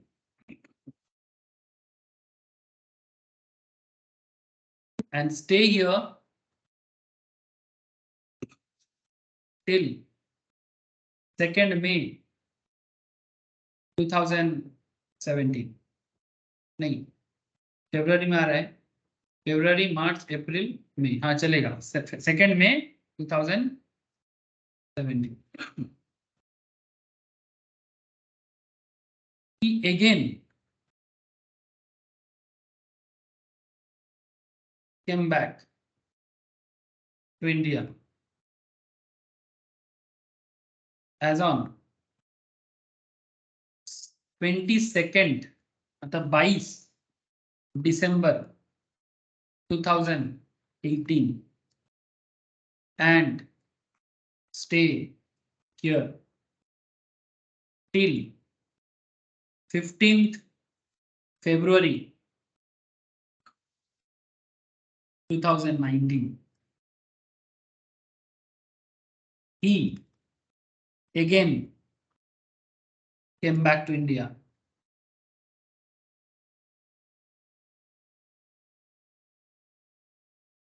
as on 4th January 2020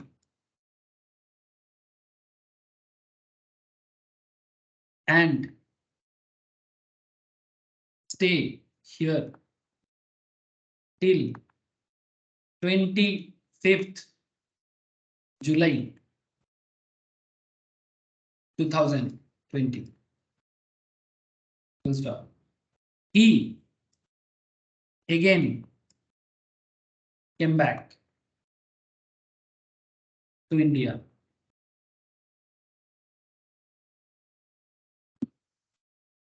as on 16th January 2021 and stay here till 2nd August 2021. Calculate residential status of Mr. X for July 21-22. बस ये कर लोगे बहुत हो जाएगा, ठीक है। पुराना डेटा कुछ बोला नहीं है तो आपका असम्पशन से रहेगा तो फर्स्ट टाइम ही आ रहा है, मतलब 17 में फर्स्ट टाइम आ रहा है, ठीक है। बस इतना कर लो सर, ये होमवर्क रहेगा रेसिडेंशियल स्टेटस का। जिन लोगों का कुछ पुराना क्लास मिस है मैं प्लेलिस्ट शेयर करता हूँ, पहला क्लास एक्चुअली रेसिडेंशियल स्टेटस का पहला क्लास, और जिनका उससे पहले का बेसिक मिस है वो जरूर देखें और होमवर्क करते रहे, मुझे भेजते रहे। थैंक यू सर, आज इतना ही है। Good night to all of you, tata. Thank you sir. Thank you sir.